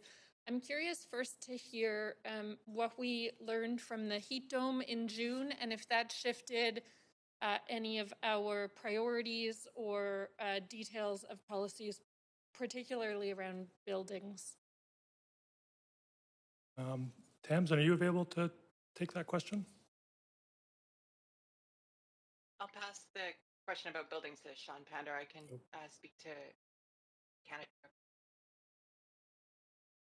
Yeah, the heat dome was quite a wake up, and you know, we've been exploring themes of thermal comfort and forest fire smoke. We've done some measures in new construction. One of the immediate things it's had us consider, and we will be developing, you know, we're doing additional research and we'll look to consult the public and industry on, is what we realized is the spike in demand for air conditioning was very sharp. Air conditioners are just heat pumps that only cool. So for a very modest additional cost, instead of an air conditioner, you could get a heat pump that would do zero emissions heating and cooling. So we are currently just doing some research to figure out if in our proposed existing building regulations that we could require all cooling systems be heat pumps instead of just single direction heat pumps that do only cooling. So that was our immediate response. We're also looking at additional thermal comfort requirements in new construction, and that'll be part of the report we bring forward to you on rezonings and building bylaw updates in the spring. Okay, and is there work that we are undertaking or supporting in terms of helping the public better understand the role of heat pumps in cooling, and just thinking about, in particular, the 99 people who died during the heat dome in Vancouver, largely in their own homes, how we can help on both on education and incentives to get more heat pump and cooling systems in those homes or other homes too? Yeah, we've just begun. We're setting up a meeting with BC Hydro. With their recently announced 5-year electrification plan, they've now really engaged into educating and promoting heat pumps. You'll start to see a lot of their messaging pop up. We're looking for how we can amplify that, and the cooling communications will be a key part of it. We're also exploring additional city channels that we can use to promote that approach. Within the retrofit. So that's all new construction, single family homes. We're also very concerned about the overheating impacts in existing, rental and non-market housing situations. So we are beginning to do some research into the partners and incentives that we do with Lake Landlord BC. We're working on one to bring to you guys with regards to BC Housing and how we could prioritize heat pumps in common spaces and corridors, which the corridor ventilation air also provides some cooling to the units. Okay, that was my next question. So those conversations with BC Housing in particular are underway, and we can expect to hear back on that front? Yeah, we're looking at, as part of the capital budget you guys allocated to accelerate retrofits, partnering with BC Housing and the province. They both recognize there's some gaps in the provincial funding, so we're negotiating now how the city funding could complement those gaps and hopefully inform a more robust future provincial incentive program for non-market housing and multi-family housing. Okay, and it's my understanding that requests for the incentives that the city, in partnership with the province, provides for heat pumps were oversubscribed this year, and we added more funds. Can you give us a little more info on that, and if there are decisions council needs to make about increasing those incentive funds? Yeah, what we saw as part of the heat demand this summer, and the province had a temporary doubling of their grant, which they promoted quite heavily. Our matching grant money was fully subscribed, so we renewed that again for another $700,000. And we don't know the curve of uptake because it seems to be evolving quite quickly. We're hoping that will cover us for 2 years. But in this year's capital plan, there is, an additional reconfirmation of the $4 million budget to help accelerate retrofit funding, and that budget would be used for this sort of program if that next year, if the demand for the retrofit funds exceeds the current budget. Okay, thanks. I'm out of time. I have transportation questions too, but I'll go back on the list for that round. Thank you all. Thanks very much, Councillor Boyle. And now we'll move to Councillor Swanson. Yeah, thanks so much for the report. I have 3 questions. The first one is, who is on the climate equity group and what equity groups do they represent? Could you send us a list? Or? We can definitely send a list. Okay, thank you. The second one is, in terms of the complete neighborhoods and getting people to walk, roll, or use transit, that depends a lot on transit and the need to improve the frequency, the reliability, and make it cheaper or free. But we don't control transit. So do you guys have any thoughts on how we could get TransLink to bump up the bus service and do those things, make it more reliable and cheaper? Thanks. I'll call on Paul Storer to take that question. Hi, thank you for the question. One of the big tools that we have in terms of improving bus service is improving how the streets work for buses. That allows the buses to move more, faster, more reliably, and it allows TransLink to provide more service for the same amount of money. So we work with TransLink on their bus plans overall, but in terms of the tools in our toolbox, the big one is better transit priority on our streets. So basically the rest of it is up to us councillors lobbying for the other stuff, I guess, eh? Okay, so then the third part is there such a thing as I keep thinking of this heat dome and what would have saved the most lives. And I think it probably comes down to air conditioners for people who don't have them. And I'm just wondering if there's such a thing as heat pumps for individual apartments. And could we set up some sort of system where people actually surveyed people in their apartments to see if they were, vulnerable and needed air conditioning, and also in single family homes, and that we tried to get air conditioning to them, or air conditioning heat pumps by hook or crook. Maybe they could afford them. Maybe we could do GoFundMe's. Maybe we could have some sort of free thing happening. Thank you, Councillor. This is Doug Smith. I'll try to respond to your question. We will be following up with Council in Q1 next year with a response, with basically a heat memo responding back to how the city will be doing our best to support and ensure that this heat issue doesn't happen in the future. But what we're learning is that there's three major issues. One is air conditioning. One is dealing with isolation, ensuring people are connected with each other. And the third one is actually green space. Green space has a significant impact on reducing localized heat. So we'll be including that as well as working with our partners and working across silos of the city to bring back a little more of a comprehensive plan for council and hopefully avoid this type of thing in the future. Something that we could get implemented before it gets hot. That's the plan. Okay, thanks. That's good for me. Thank you, Councillor Swanson. Councillor Hardwick. Thank you, and I apologize if I ask any questions that have already been asked. It was a bit of a challenge getting here.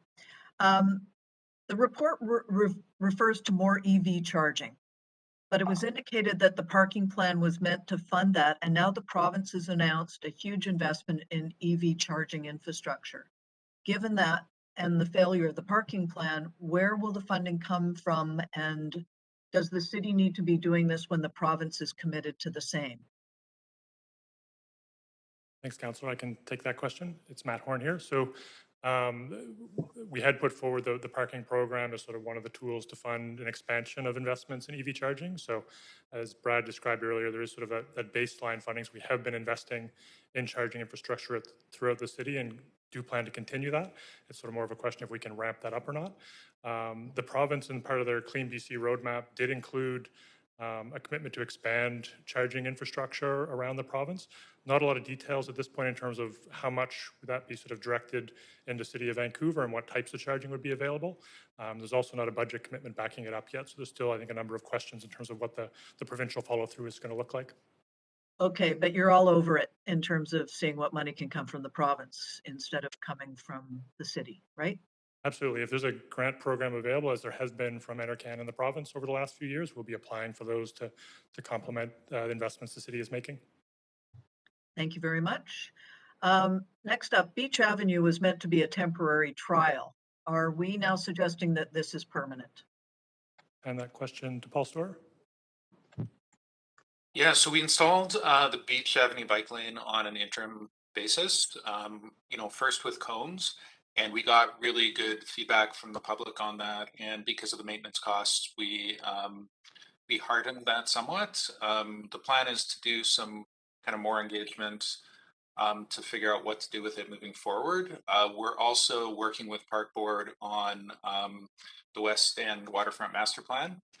So conversations will likely be part of that about, how to better. But it is not yet permanent because we're not all hearing the same feedback on that. So it was meant to be temporary. So you're saying it's temporary. It's not yet permanent. So if the public have problems, that they should communicate that through the West End plan. Is that accurate? Yeah, absolutely. Or contact us directly. How does staff intend to address safer walking to school, considering the fact that owing to the lack of places to park, many parents are forced to drive further to drop their kids off at school, which is not walkable? So we have a number of programs moving ahead in terms of working with schools on how to how to make it easier to walk and bike to the schools. One program that's about to roll out is a walking school bus program that I think will start later this month or next month with select schools to help kids be able to walk to school. But we have a number of initiatives underway to work with the schools to make that happen. Okay, just so you know, I'm hearing a lot from parents, a lot of frustration about not having access to be able to drop their kids off when required. So I hope we're paying attention to that. Shifting gears on heat pumps for older buildings, and this may have been covered.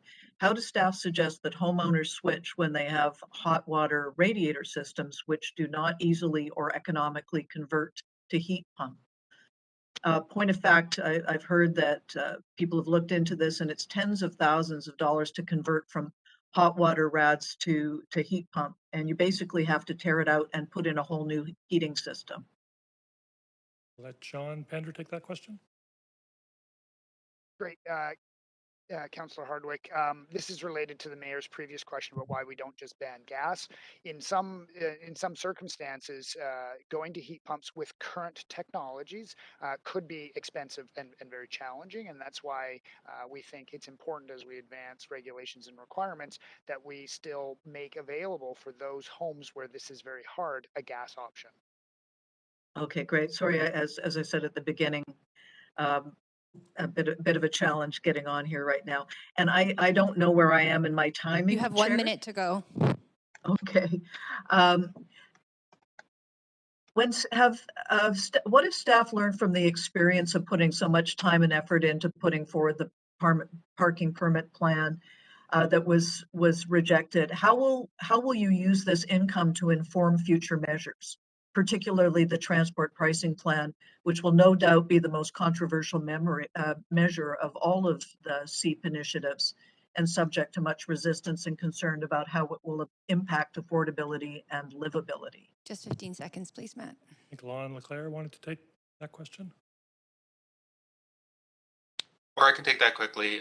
One thing we learned from the parking program is we were moving it ahead really quickly, particularly, because there was an urgency around funding. If we'd taken more time with it and had kind of better conversations with the public, it might have gotten, better feedback from the public. So I think that's something we're going to continue to take into account. Thank you for your answers. Thank you very much. Now we're on to a second round, and I have Councillor Carr, Dominato, Fry, Weeb, and Boyle on the list. So first up is Councillor Carr. Thank you. I just want to make sure that you can hear me. I can hear you. Great, thank you. Okay, I did ask a question that the answer didn't come forward on yet around the city building energy retrofit. So perhaps Danica or some other staff can answer that question. I think we've got Craig Edwards here now. Yes, it's Craig Edwards with REFM. Yes, we have a total budget of about 7.4 million for building upgrades, including the funding that you asked to get transferred, and we've fully allocated that budget to retrofits on large city-owned buildings, and it's about 70% spent so far. And then to answer your other question about how many buildings have been retrofit so far, we have a total portfolio of about 650 buildings, and we've retrofit probably 100 so far. So there's a lot of buildings to go, but it's not a simple question as that. Instead of targeting particular buildings, we always look for the best opportunities as equipment needs to be replaced and the best bang for the buck. And in terms of reducing greenhouse gas emissions with our city-owned buildings, we've reduced them by about 36% since 2007. And we have a target of getting to 100% reduction by 2040, and we're well on our way in a straight line of getting towards meeting that target. And we're also building all our new buildings and renewing existing buildings with zero-emission buildings. And we have a long list of projects underway, and we've created a written response to your question that you should be receiving shortly. Excellent, thank you. That's the information I'm seeking. I just want to follow up to that, which is I think there was 60 million in a budget for this kind of work. So it's taking us quite a few years to spend 7.4 million. What is needed to ramp it up in terms of the speed at which we complete the projects? As you say, we've done 100 out of 650 buildings. Yeah, well, yeah, it's not that easy. We could do another round of energy service company projects with energy service companies can come in and look at a large number of buildings and complete retrofits on a larger number. So we could explore opportunities like that. I think it's a good thing. I know you can't answer that now, but it's a good thing, I think, to explore and come back to council with in terms of how we can move things forward. I mean, COP26 is saying move faster, right? Yeah. So my second question is the point was made about we should be or we should work with Metro and the province to increase the likelihood of achieving our targets. That's from the presentation. Specifically, what can we do with Metro and the province? And I want to start with Metro.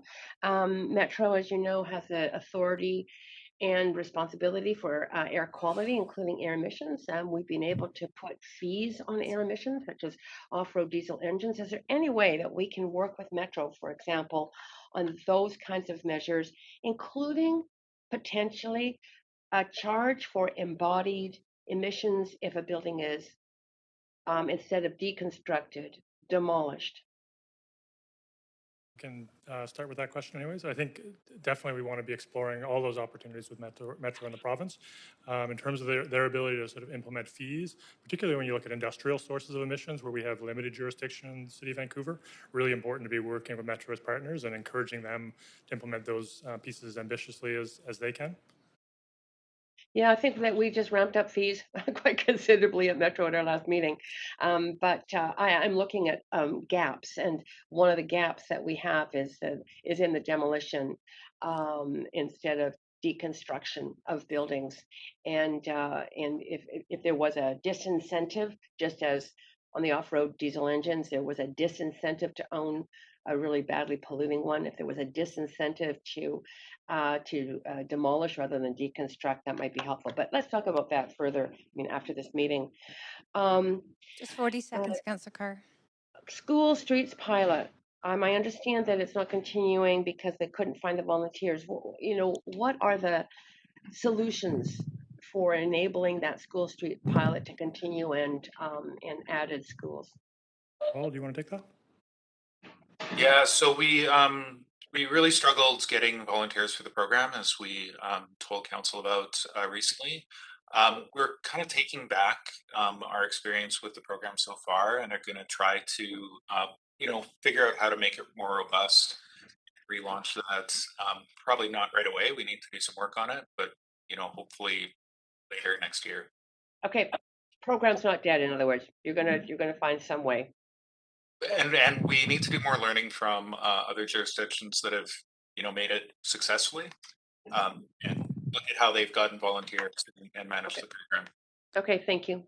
Thanks, Chair. Thank you very much, Councillor Carr. Councillor Dominato. Thanks, Chair. And I'll pick up on that as well. I had a question around the school program, noting that that in some cases it isn't going ahead well. Families liked it. The challenge is to have volunteers because in many cases, I'd say majority, you've got 2 working parents, and so volunteering time in the morning is a challenge. So are there other opportunities, whether it be in terms of the public realm or just around I guess sort of more broadly, just education and awareness, as opposed to relying on volunteers and walking school buses. My kids have done that, but families can self-organize in that. I don't know that we need regulatory intervention on that. People are already doing it. So I'm just curious if there's other thinking.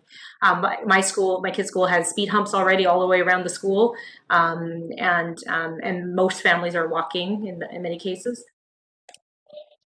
Yeah, so we have a lot of programs that are getting going around schools. We have our existing program, Safe and Active Transportation program to school, which has been really successful in terms of improving things for walking. But we're also getting going with a walking school bus program very soon to help support that. And a number of other things on the go to really help, walking cycle to school. But slow streets, we think there's a solution there. We just need to work more on that specific one. Okay, that's great. Thanks.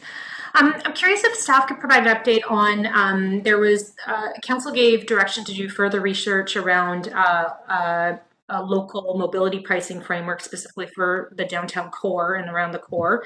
And I'm curious, is that coming back to council for a decision in 2022? And then the second question is, what is the status of discussions with TransLink around a regional mobility pricing approach?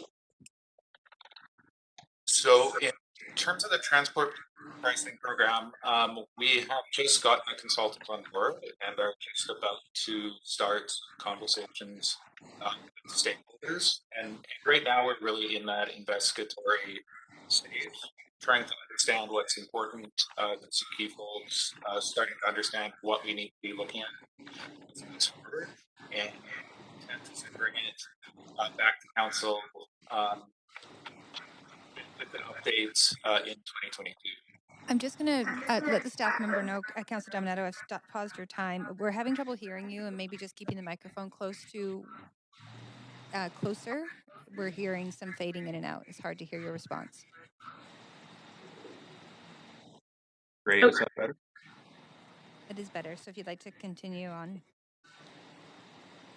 Yeah, so if you, the key point is we're starting conversations with it, on it, and doing the background work over the next few months, and we'll be bringing an update to council in 2022. Thank you for that. I'm just looking over my questions here. My questions around circular economy, I think, were addressed through other councillors. And I would also, like Councillor Carr, look forward to seeing the information around the building. So thank you for that additional detail. Look forward to the follow-up on that. Thank you. Great. Thanks very much, Councillor Dominato. Councillor Fry. Thanks. Questions around the active transportation and specifically the MOBI. I noted that you were talking about expanding electrification of MOBI, and I'm curious if there's any considerations around expanding the actual network itself. It seems to me that there's some missed opportunities. I'm a recent convert to MOBI, totally into it. I find it. I just found out that in the last 2 years I've cycled 800 kilometers. Mostly last mile stuff between SkyTrain stations and here to the office. So I see great opportunity in MOBI as a tool, and I see a lot more pickup.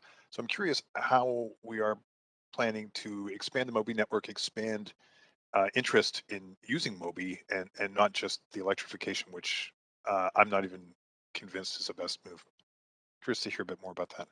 See Lon coming on there? Yes, good morning, Mayor and Council. Lon Leclerc, General Manager of Engineering Services. Yes, in the next year, we are looking to expand both the coverage in terms of itself, but also introduce electrification for e-bikes, which will make it a option for a lot of those trips, which actually take you up a steep hill today. Indeed, taking a MOBI up to City Hall is challenging when one is wearing a suit and tie. Are there specific plans to hinge it off SkyTrain? I see a fantastic opportunity, for instance, off Canada Line around Oak Ridge, Punjabi Market, Langara, that kind of area. Similarly with Marine Gateway as kind of low-hanging fruit, as it were. Yes, so we'll be bringing a report on the expansion of the project to council. But in the past, our expansion has been kind of square contiguous area based, and we are looking at more linear or strategic expansion, which might not just say expand the boundary to this new street and kind of fill in all the spaces in between, but rather be looking much more specifically at locations that would really benefit from a station. That sounds fantastic. On that note, can we expect to see some better cycling infrastructure in South Vancouver, particularly around Marine Drive there and Marine Gateway and Kent? Maybe I'll allow our Director of Transportation to speak to that. Paul? Hi. Yes. Hopefully you can hear me. I'm trying to improve my sound, but yeah, the Marine Drive, or sorry, Kent Avenue has been on our list to improve for active transportation for quite a while. It's really coming up on the priority list. There's a lot of demand east-west to get to the station there, so it's something we want to start working on soon. Okay, great. Thank you. That's good for me. Thanks, Chair. Thanks very much, Councillor Fry. Councillor Wiebe. Yeah, I'm just wondering, looking at the dashboard, are we looking to update our targets and indicators? And is this something that we will continue, recognizing that these numbers are now outdated? And just wondering where we're at with updating and providing this accountability for the city's green work. Yeah, good question. If we were going to propose changing any of the targets, we would bring those back as recommendations to council. In terms of some of the more minor timelines around individual actions, we are doing minor updates from those from time to time, and we'll continue to update those as part of future updates on the implementation of the action plan. So to be clear, we're going to get a new dashboard or a new opportunity, because it's difficult because we just put out a Vancouver plan book to the public that has 73% of residents live 5 minutes from a park, and then I look at the dashboard and it says 92% of the land base. And so I'm just wondering how we can be clear with our messaging and ensure that we're holding ourselves accountable to urban forest cover and other goals that we have, including reducing trips. I see. Okay, yeah. So we do have a commitment to come back on the Climate Emergency Action Plan every year and update that dashboard as Vancouver plan is completed and the indicators framework is clearer for that work. It may well make sense to update that so there's better consistency between the two. Okay, so Climate Emergency Action Plan will have a dashboard that might be different, but we will have a similar goals throughout on what we're achieving as a city. Yeah, we do want them to be consistent across those, but the plan is to report annually on Climate Emergency Action Plan progress. Okay, on this work, it looks like in our funding for the budget coming up, the role for a park board climate emergency and resilient manager that will look at biodiversity and access to nature isn't contemplated in funding. Can you talk about the importance of that position to this work? I'm just going to call up Brad here to take that. Hi, Councillor Wiebe. The position is being put forward by Park Board, but I'll attempt to speak to it. So it directly aligns with Big Move 6. It's really focused on supporting the city's urban forest canopy. So that would be the connection to CPURE through Big Move 6. Beyond that, though, I think someone from Park Board would be better to respond to this one. Okay, and on that urban forest canopy, recognizing we did have the heat dome this year with almost 100 deaths, and we have significant areas of the city that are under 10% urban forest cover. Can we talk about how we're going to move forward with that, recognizing in the finances that was presented today, there is no financing for the Big Move 6 over the next 5 years? Yeah, I will pass to Tamsin, but I'll just briefly note, Councillor Wiebe, that there is an intent to bring forward a report on Big Move 6, and it will have some description of priority projects, including filling some of the gaps in our canopy cover with a sense of budget required to do that. Tamsin, Mills, do you want to add anything to this? Yeah, thanks. I'll just add that there's lots of recognition of the importance of canopy cover in mitigating the heat event, and the BC CDC is researching currently just how effective and important that is and what percentages are needed. The Park Board in December 2020 did approve a target of 30% canopy cover for Vancouver, and we will be incorporating that in our BM6 work, which we'll hopefully report back on soon. Okay, now the Greenest City is complete. Which elements of the Greenest City plan are we no longer going to be monitoring, and how come? Councillor, this is Doug Smith. So I wouldn't say we're no longer monitoring things. What I would say is we've put some things on pause. We're focusing on climate emergency while Vancouver plan is being developed. But the intention is once Vancouver plan lands is to come forward with another comprehensive environmental plan for the city, which will include likely, we haven't decided yet, but likely the same things that you saw in Greenest City and hopefully some additional things. So it'll include green space, waste reduction, water conservation, all of the things that have been priorities. We wanted to do them underneath Vancouver plan as opposed to doing them independently. Just 30 seconds, Councillor Wiebe.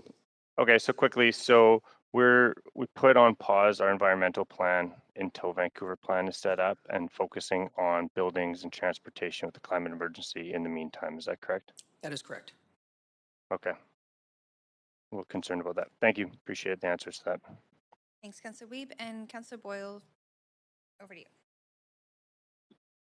Thanks. I have a few questions on the transportation side. I appreciated all of the answers on buildings. Further to some of the questions about the school streets program, I'm wondering what examples we've seen in other jurisdictions that use a bit more infrastructure to take the place of the heavy reliance on volunteers that we saw in the pilot of the school streets program last spring. I know in Britain they had those great kind of expandable screens, which of course wouldn't work in all of our locations, but wondering if there's some infrastructure solutions on that front. Turn that to Paul. Yeah, that's still something that we need to learn. I think we have a bit of a different regulatory framework than they have in the UK. So we need to be sure that, well, we need to see where there are differences and how we can try to get over those. I know a lot of the school streets programs in the UK haven't had to rely so much on volunteers. So we're taking a better look at that, what we can do in our regulatory framework and kind of how to adapt the program kind of better to Vancouver. Okay, great. We'll look forward to that. My second question for you, Paul, is around the temporary slow streets program and what it will look like to begin to make some of those slow streets permanent. Thank you. Yeah, so we launched the Slow Streets program near the beginning of the pandemic, and it was really to make a network of streets better for walking and cycling so people could get out and exercise in their neighborhoods during the pandemic and travel around their neighborhoods. We got really good feedback on it, but it has been quite high maintenance costs. So we're looking at how we can, and we've been getting complaints from residents about barriers moving around and things like that. So we're looking at how we can reduce maintenance costs and make that program a bit more robust. And then we'll be reporting out to council fairly soon on what we think that'll look like. Okay, great. One more transportation question, if you don't mind, is around reducing the speed limit. I get a lot of questions, I'm sure other councillors do, about where we're at in terms of lowering the speed limit near schools and also in residential areas. I know we did a pilot in a couple of areas and it's been a back and forth with the province about signage requirements. So I'm wondering if you can give us a bit of an update on where that's at. Yeah, so we have a longstanding policy to reduce speed limits on local streets around the city, and part of the way to do that effectively, rather than have to sign every block, would be to get the ability to implement blanket speed limits around the city. We tried, doing it on every street in the neighborhood in Grandview Woodlands, part of Grandview Woodlands, and got quite good feedback from the public on that. People quite liked it. So we're looking at how we can roll that out. We got positive signs from the province last time we talked to them, and are trying to advance those conversations. Right now, there's a bit of a different interpretation, I guess, about what the regulations actually are. So we're trying to hammer those out now with the province. Okay, but that's happening. There's no direction from council needed. That figuring out with the province whose interpretation rules is ongoing? No, I think we have clear policy direction from council. The UBCM has also passed several motions over the years to try to move this ahead. So really, we have heard a lot more of a positive reaction from staff of the province over the last year, I'm going to say. So that's really great. So now we're into some of the details on how we might be able to implement it, or maybe there's something there now that could allow us to do it more easily already. Okay, well, I look forward to all of that. Thank you for all of that work. We'll leave it there. Thanks. Thank you very much, Councillor Boyle. And that comes to that brings us to the end of our second round of questions. So I'm just going to pause to ensure that we've not missed any councillor that would like a second round. Okay, great. So hearing none, this actually concludes item 1. So thank you very much to staff for answering all of those questions in your presentation. And as this is an update for information only, there'll be no vote. That concludes item 1. So thank you very much. Now we will be moving to item 3 on the agenda, and our third item is the interim update, accessibility strategy, phase 1 development, held by Councillor Dominato. We do have Sandra Singh, General Manager, Arts, Culture and Community Services, as well as Wilma Clark, Assistant Director, Karen Lay, Social Planner, and Mumbi Mena, Social Planner in the Social Policy and Projects Division. And we also have Jacques Courteau, Chair of Accessibility Strategy Task Force, all available. There is a presentation, but I actually just wanted to check with City Manager if that's something staff would like to move ahead with. I understand that it may just be questions of staff from Councillor Dominato.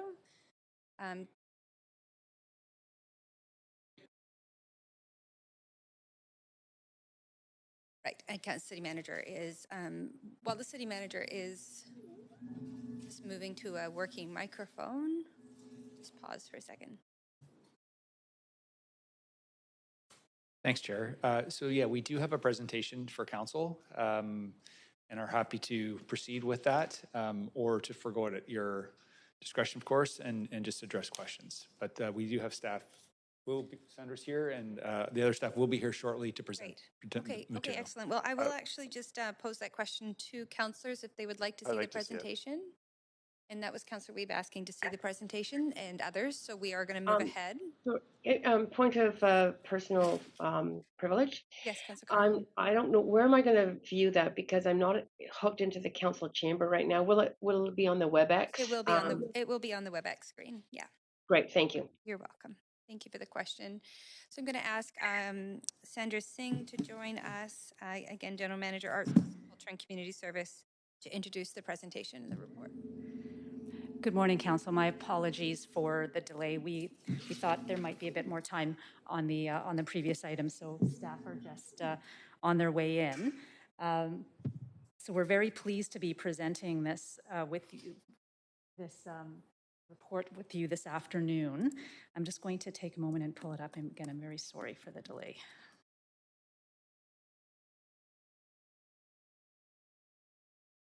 This is Mumbi. I can go ahead and pull out the presentation on WebEx if that works. Great, thanks so much, Mumbi. That would be wonderful. Thank you.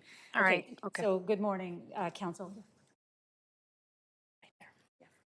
So we're very pleased to be presenting this interim update on the development of the first phase of the citywide accessibility strategy this morning. As per the report, the final report will be coming to Council by June of 2020, but we know that this strategy's development is a priority for this Council, and so wanted to bring you this interim update before the end of the year. For today's presentation, I will have with me in chambers Karen Lai, our Social Planner and Social Policy, and Wilma Clark, Assistant Director of Social Policy, who's been leading the staff effort.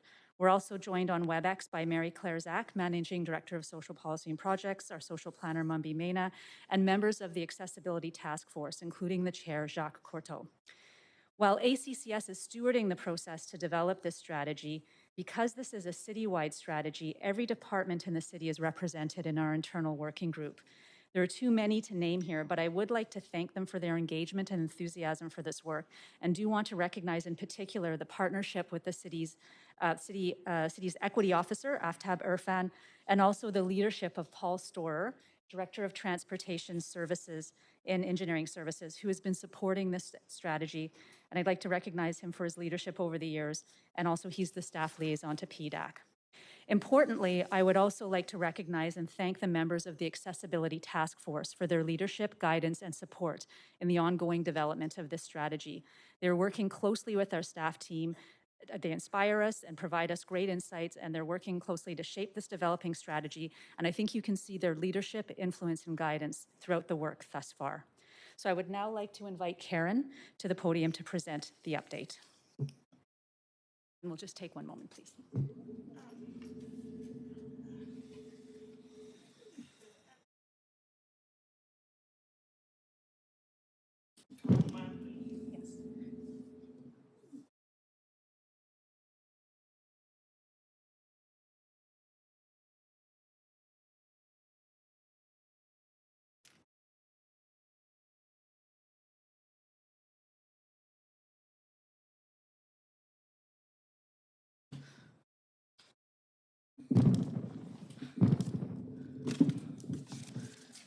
Very cool.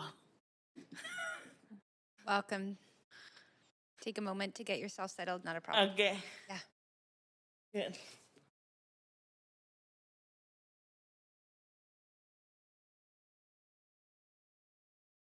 And Karen, I can advance the slides for you if you'd like that. Point of privilege, Chair. Could you please add me to the queue? My remote desktop is not Sorry, working. yes, Council DiGenova, we have a significant issue with Crestron, so nobody's able to get on the queue. So if you'd like to get on the queue, you can go ahead and just message the clerk and we'll keep a running list. And just letting our presenter know that all councillors are present virtually, and then those you see in the chambers. Cool. Thank you. Is the PowerPoint up? The PowerPoint is, it's actually, sorry, it's on the WebEx. Okay, thank you. Yeah, so we'll let you know when to, they'll be moving, Mumby will be working with you to move to the next slide. Great, thank you. Good morning, Mayor Kennedy Stewart, councillors and staff. Thank you for the opportunity to speak on the interim report of the phase 1 of the accessibility strategy.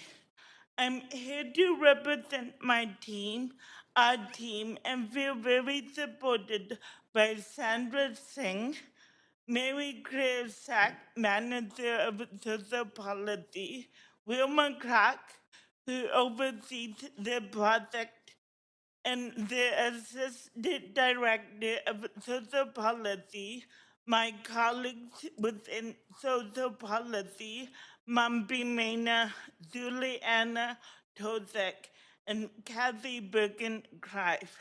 Kathy was with us until mid-October, and she played a key role in restarting the work of this strategy. The Accessibility Task Force has been meeting before I began working with the city, and so great commitment, passion, and the work under the leadership of Jack Corday. Next slide, please. At the center of the work we do, I would like to acknowledge that it is on the unceded territories of the Musqueam, Tsleil-Waututh, and Squamish nations. Next slide. This is our background of what I will be presenting. Some recommendations we've outlined in the report, giving you some background and context on the accessibility strategy, developing this strategy, sharing some engagement results, and then I will follow up with an emerging strategy with proposal of accessibility statements of commitments, along with some proposed actions while you're planning priorities. I will close with outlining the next step and then open it up for questions. Next slide, please. As the report outlined, we recommend the Council that Council receives the interim report as an update on the work to date on the development of phase 1 of accessibility strategy includes the draft accessibility commitment statements, the attached engagement summaries. The Council provides professional approval of the proposed accessibility commitment statements subject to final community engagement. The Council approved the proposed action while you're planning priority actions that can be achieved within existing resources for immediate implementation, and that Council received for consideration the proposed action while planning priority action that requires additional funding of $200,000, which has been identified as a potential investment for evaluation as part of the 2022 operating budget process. Moving on to some background. In May of 2018, Council requested a report on moving the accessibility strategy forward. And thus, September of that year, the staff recommended to Council the development of the phase 1 of the accessibility strategy, along with convening of an accessibility task force. Later that year, Council approved of the development of the phase 1 of the accessibility strategy. Next slide. To give you some understanding of disabilities, we have recognized that disabilities are part of the human conditions. There are some disabilities that are temporary, some are permanent, some are periodic, and it is recognized that almost everyone will experience a change in their function at some point in their life. We know that as we get into our senior years, most likely each of them will experience difficulties in functioning. Disability comes in not being able to function in an assumed normal way. It is the impairment impacted by barriers with the environmental, structural, or social context. Consequently, socially imposed values are placed on differences in body, mind functioning, and or structure, impacting the one sense of belonging and overall well-being. Despite disabilities being part of the human condition, and despite many decades of advocacy, people with disabilities continue to experience discrimination and multiple barriers in their everyday life. This discrimination and barriers are rooted in ableism, a system of thought and organizing similar to racism and sexism, based on the belief that disabled bodies and minds are inferior.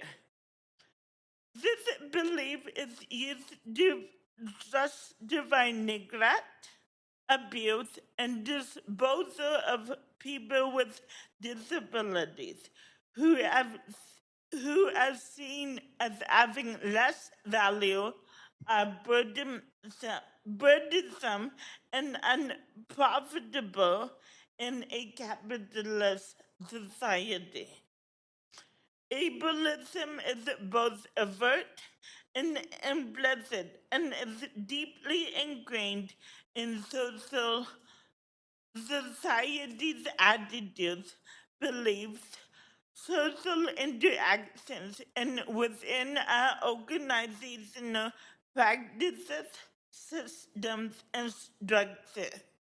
It's largely an unconscious mindset based on learned values, prejudices which distort the realities faced by persons with disabilities. So, why are we focusing on accessibility? Research shows that when we plan for those who experience the most barriers, everyone benefits. Everyone will feel welcome and a sense of belonging when we have an accessible city. Therefore, developing an accessibility strategy is an opportunity for the city to strengthen and expand on its current work of building a more accessible and inclusive city. Accessibility is a human right. The City of Vancouver has a responsibility to uphold and protect human rights by creating an accessible city for everyone, prioritizing the needs of people with disabilities as a protected group. People with disabilities are diverse, with various access of different experience, and the development of their accessibility strategy should consider the needs of all people with disabilities, including physical disabilities, mental health issues, developmental, and other invisible disabilities. We're moving on to development of this strategy. As Sandra mentioned, we are guided by a accessibility task force when the motion was passed in 2018.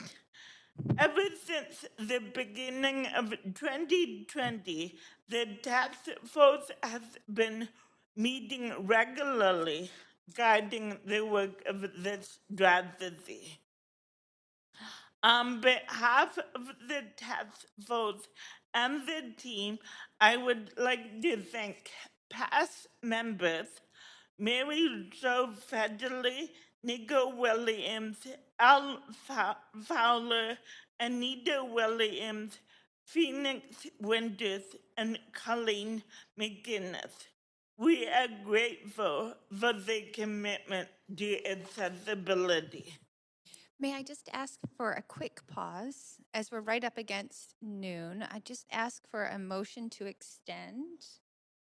Okay, I see hands in the chamber. To pass lunch to hear the presentation, and then we'll hear questions after lunch. So that's the motion on the floor. All those in favor? Aye. Aye.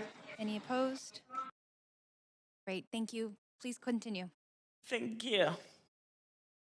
Community engagement began with meet and greet sessions with various community organizations. The goal of these sessions were to build relationships and to let them know about the emerging strategy. Staff also organized virtual community dialogues where we heard from people with various disabilities and other intersecting identities. We heard from council, advisory committees, parents, caregivers of people with disabilities, seniors, immigrants, sex workers, and the city staff with disabilities. We heard from the broader public through an online survey that was sent out through Shape Your City. In total, we engaged with 114 community stakeholders. It was important for the staff to model what thank you. It was important for staff to model what an accessible city may look like during an engagement. We put various considerations in place to remove barriers and ensure that those in attendance could participate fully in community dialogues. Example of the considerations include co-hosting the meetings with different organizations, including we prepared meeting materials in plain language and shared them in advance with participants.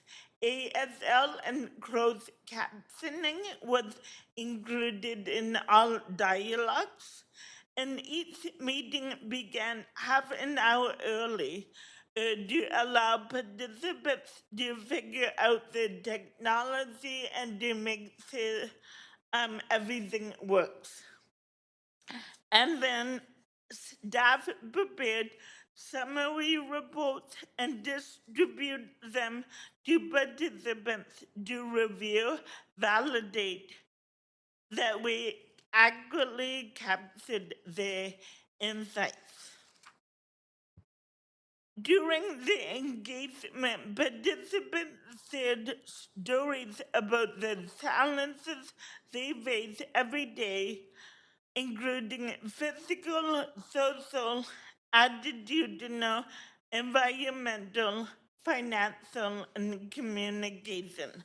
They also said the importance of this strategy in building the human rights of British Columbians to assure respect for the inherent dignity of the individual. There were some overarching themes that people felt it was important for the city to pay attention to as this strategy was being developed. These include engaging with people with lived experience, increase public education and awareness to counter ableism, increase understanding of the full spectrum of disabilities, shift to an accessibility culture, apply an accessibility lens, instill universal design principles, and implementing accountability methods. From the engagement, these comments that aligned well with our assisting themes. These themes, such as built environment, governance, and services to employment, were developed by the jurisdictional scan and the work of the task force. These themes fall in line with the recently passed BC Accessibility Act. Along with the assisting themes, there were many emerging themes such as healthcare, income finance, and as mentioned, education and awareness, food security, or an increased need for more opportunities for post-secondary. We provided this space for people to share their own experiences, while their responses may cover areas under the different levels of government. We know that the city has a role and responsibility to play for those things that are shared between different levels of government. So we have a bit of comments from the task force, and I'm going to speak to that on behalf of the task force, and they are showcasing this strategy, showcase the commitment to develop an inclusive and welcoming city for all citizens and visitors. And the primary goal of this strategy is to establish exemplary accessibility practices, protocols, and standards throughout the city of Vancouver, and they advocate and it's imperative that they look through an accessibility lens across city work. They are stressing the importance, the adequate resources that will be required for monitoring and regularly reporting, and the definition of key concepts such as accessibility and disability are key to ensuring the strategy success for implementation, integrity, and longevity. The proposed approach to accessibility for the city is that it should align with the UN Convention on the Rights of Persons with Disabilities with provincial and federal legislation.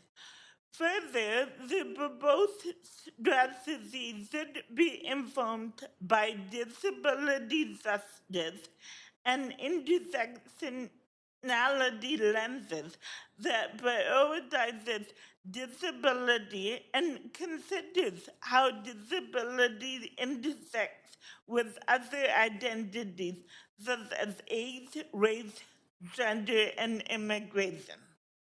And recognizing the diversity and the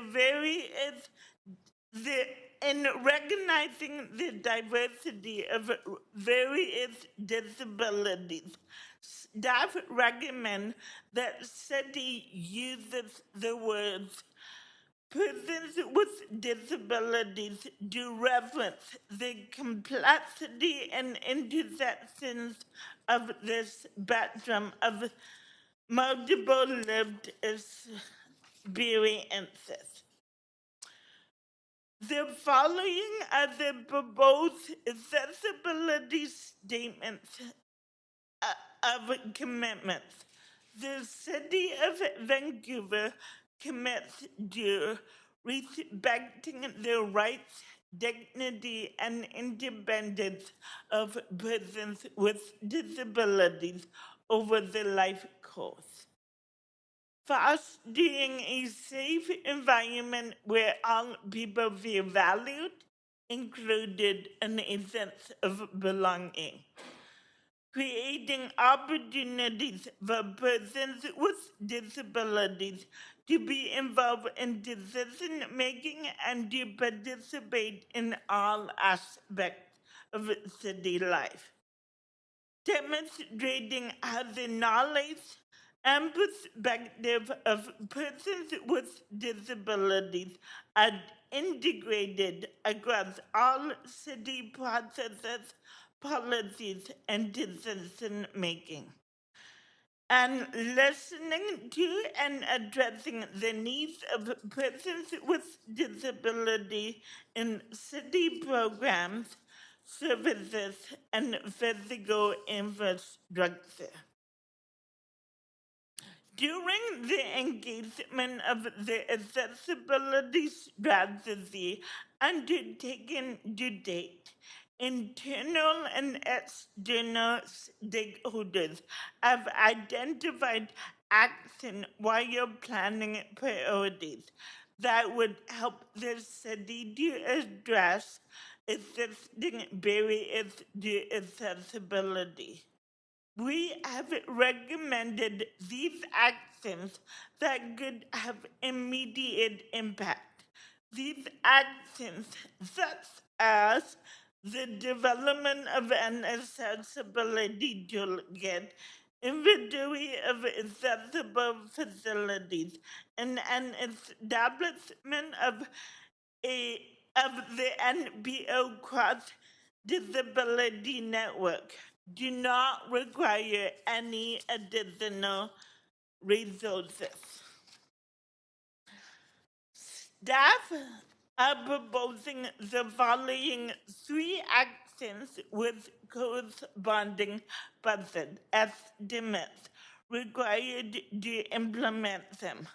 These actions were determined by a community engagement, the task force, and the internal working group.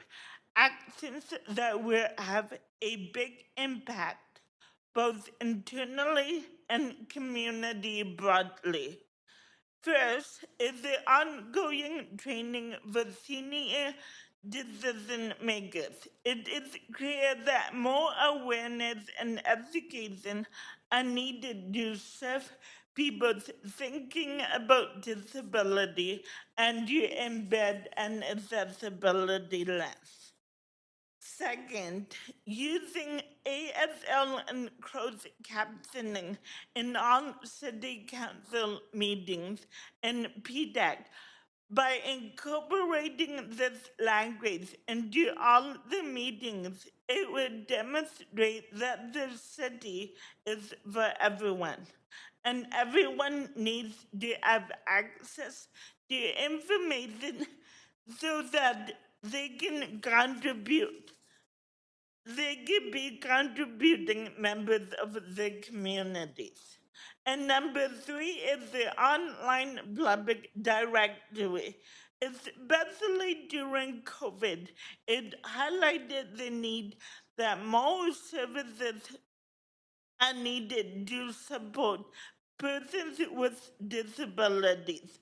Persons with disabilities are part of the city and a part of the city and a part of the community. Next steps. Going forward, we have a lot of work ahead of us to deliver phase 1 of the accessibility strategy to you, Council, by the spring of 2022. As promised, the community will be providing a detailed report, what we heard, to be shared publicly with various stakeholders in early December. We will continue collaborating with the task force to finalize definition of key concepts, principles, and the areas of focus. We will work with the Equity Office to develop a monitoring and accountability framework and provide some recommendations for long-term and short-term actions to implement the accessibility strategy. And we will develop a phase 1 final report and presentation to Council in Q1 of 2022. Accessibility matters. Developing an accessibility strategy is an opportunity for the city to strengthen and expand on its current work of building a more accessible and inclusive city. And thus, it will foster a culture of equity and inclusion that values and includes all residents, visitors, and employees. Thank you. Any questions? Thank you very much, Jacques, for the presentation. We are going to move to questions after lunch. So if you wouldn't mind all coming back, we're going to reconvene this meeting at 1:15. Great. With that, we're on a recess for lunch, and we'll see you back here at 1:15. Thank you.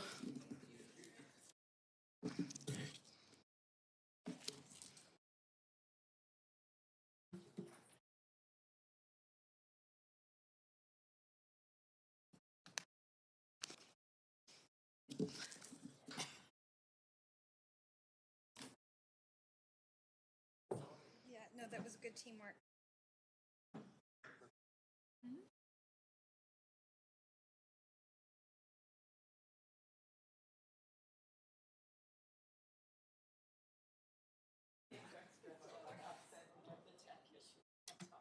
Well, thanks for going with it. You did a great job. I'm so sorry. I've never.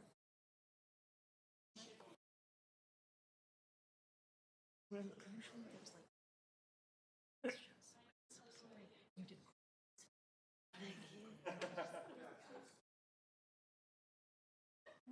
No, Councillor Boyle.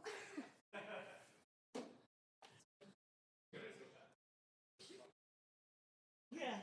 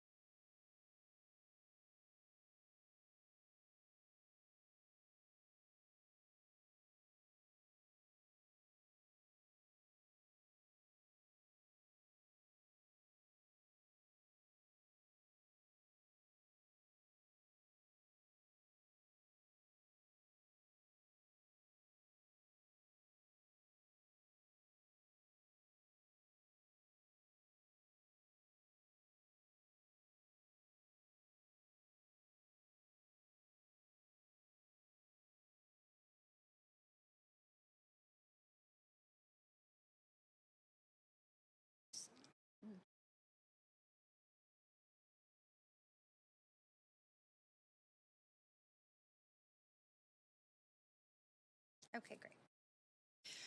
Welcome back to the committee meeting on finance. Just before we broke for lunch, we had just completed the presentation by Karen Lai related to item 3 on the agenda, interim update accessibility strategy phase 1 development.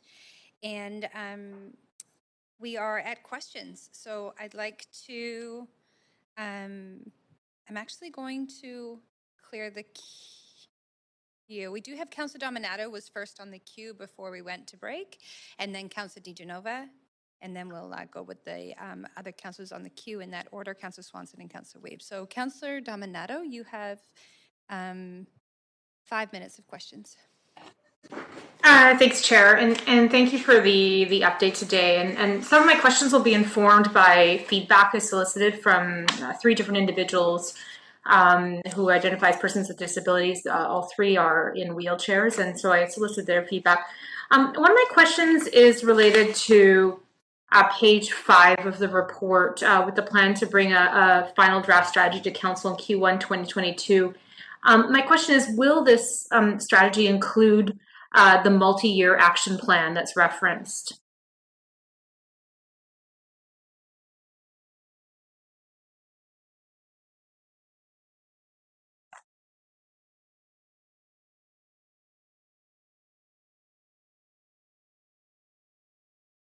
Chair, I'm not hearing anything. Am I? We're just making sure we do hear you and the response is on its way. Okay. Thank you. I'm pleased to be able to present a response. This is Wilma Clark, Assistant Director within Social Policy, and I'm part of the team that's working on the accessibility strategy. And yes, our plan is to come forward with recommendations for a multi-year actions going forward when we do table the response in the spring. Okay, that's really great to hear, because I certainly got that from feedback from both from my read of the report and update, but also from others about the really importance of being concrete in actions. And then speaking to actions, I know the report, the update recommends a number of sort of interim actions that can be achieved right now. Could you expand on the development of an accessibility toolkit? What will that include, and who is that targeted at?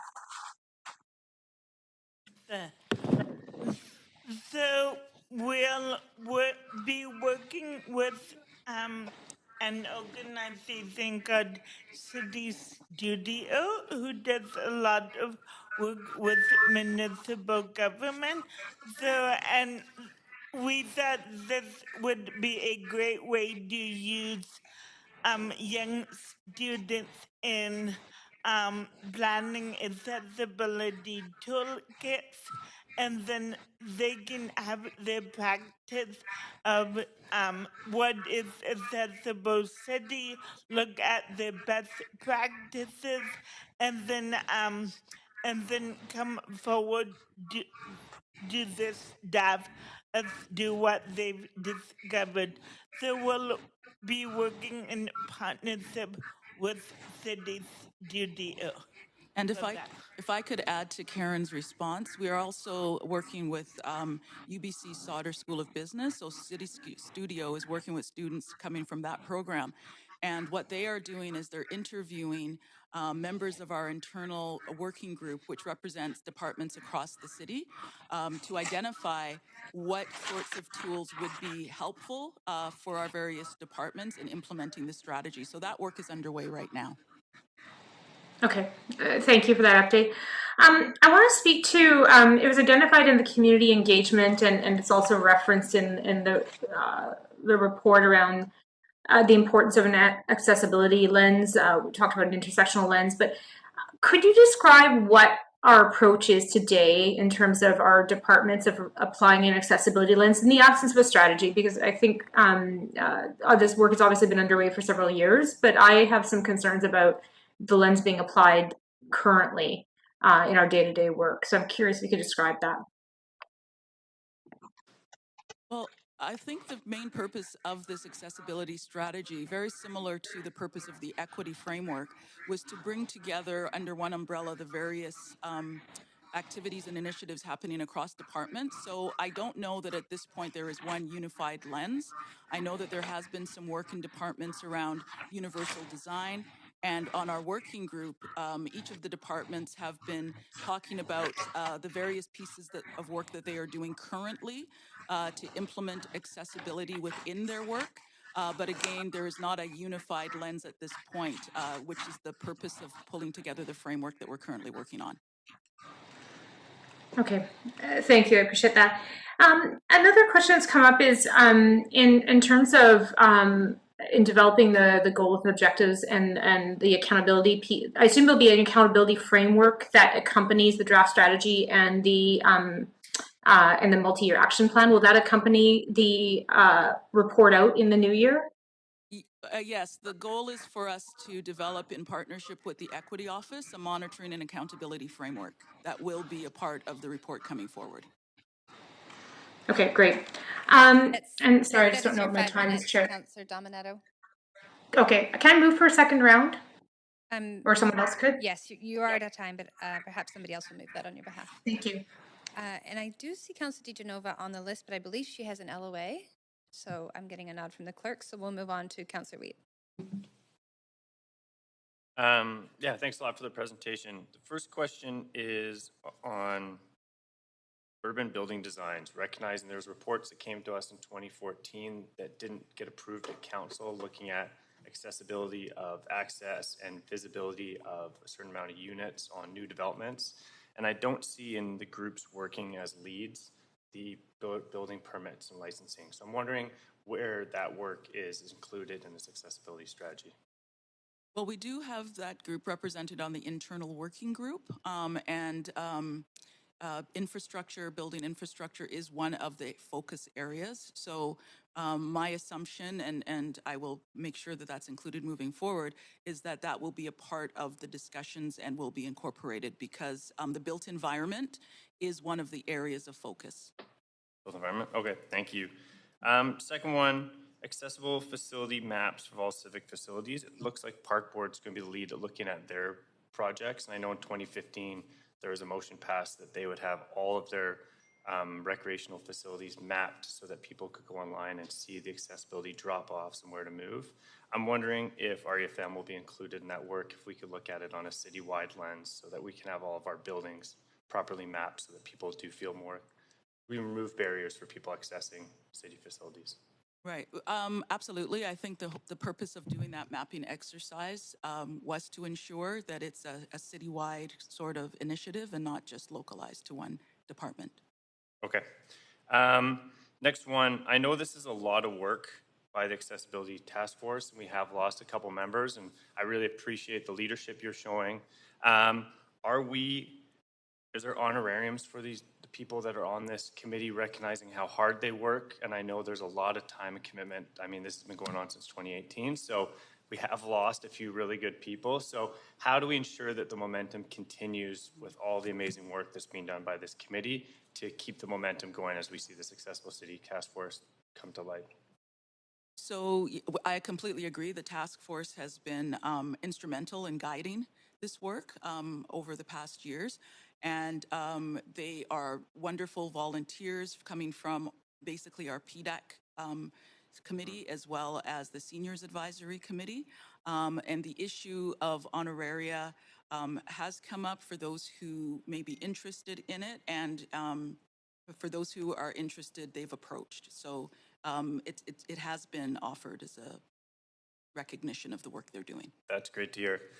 Is Jacques on the line? Is that true? Is he here to answer questions as well? I'm not sure if Jacques is on the line or not. He had said that he may not be available. Yeah, he's out of town at the moment. I know he's in Miami, but I thought he was gonna zoom in. Yeah, that's You'd hope for that as well. Yeah, so I guess the committees, because I know the seniors committee was also involved in that. Can you talk a little bit about how this work has been working with the advisory committees and what we're going to see coming up here in January, or I guess Q1, because I'm really excited to see this strategy come forward. So what are we going to really see in the new year that we can be kind of like concrete? Like, I guess so how's that working relationship going? And what elements are we going to see that are going to be tangible, accountable? And the funding ask at 200,000. What are we looking at for funding, recognizing that we have a larger budget asked probably in the future? Well, I can start and then maybe I can turn it over to our GM, Sandra Singh, to speak to the budget piece. In terms of how the work is going with the task force, I think the work is going wonderfully. We have a number of new members from the PDAC and Seniors Advisory that's added some new energy as well to the group. And they've guided this work. They've been a part of putting together the community work that we've done. They've led that community engagement. They've sat in on those sessions. There's a section in the report that you will see that are the comments from the task force themselves and what they would like to see going forward.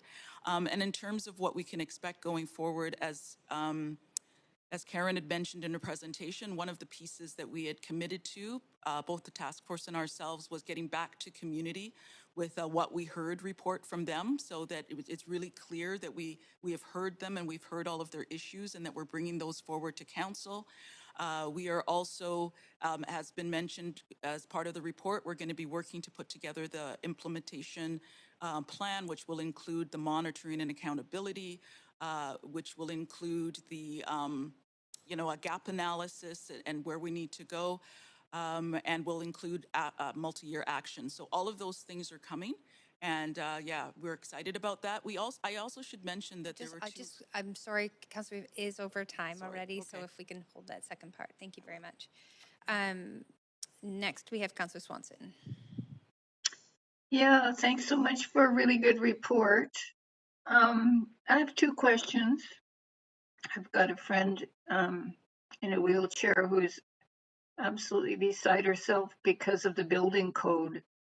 Is there any way we can bump up the speed of getting our building codes changed so that new buildings are accessible to people in wheelchairs?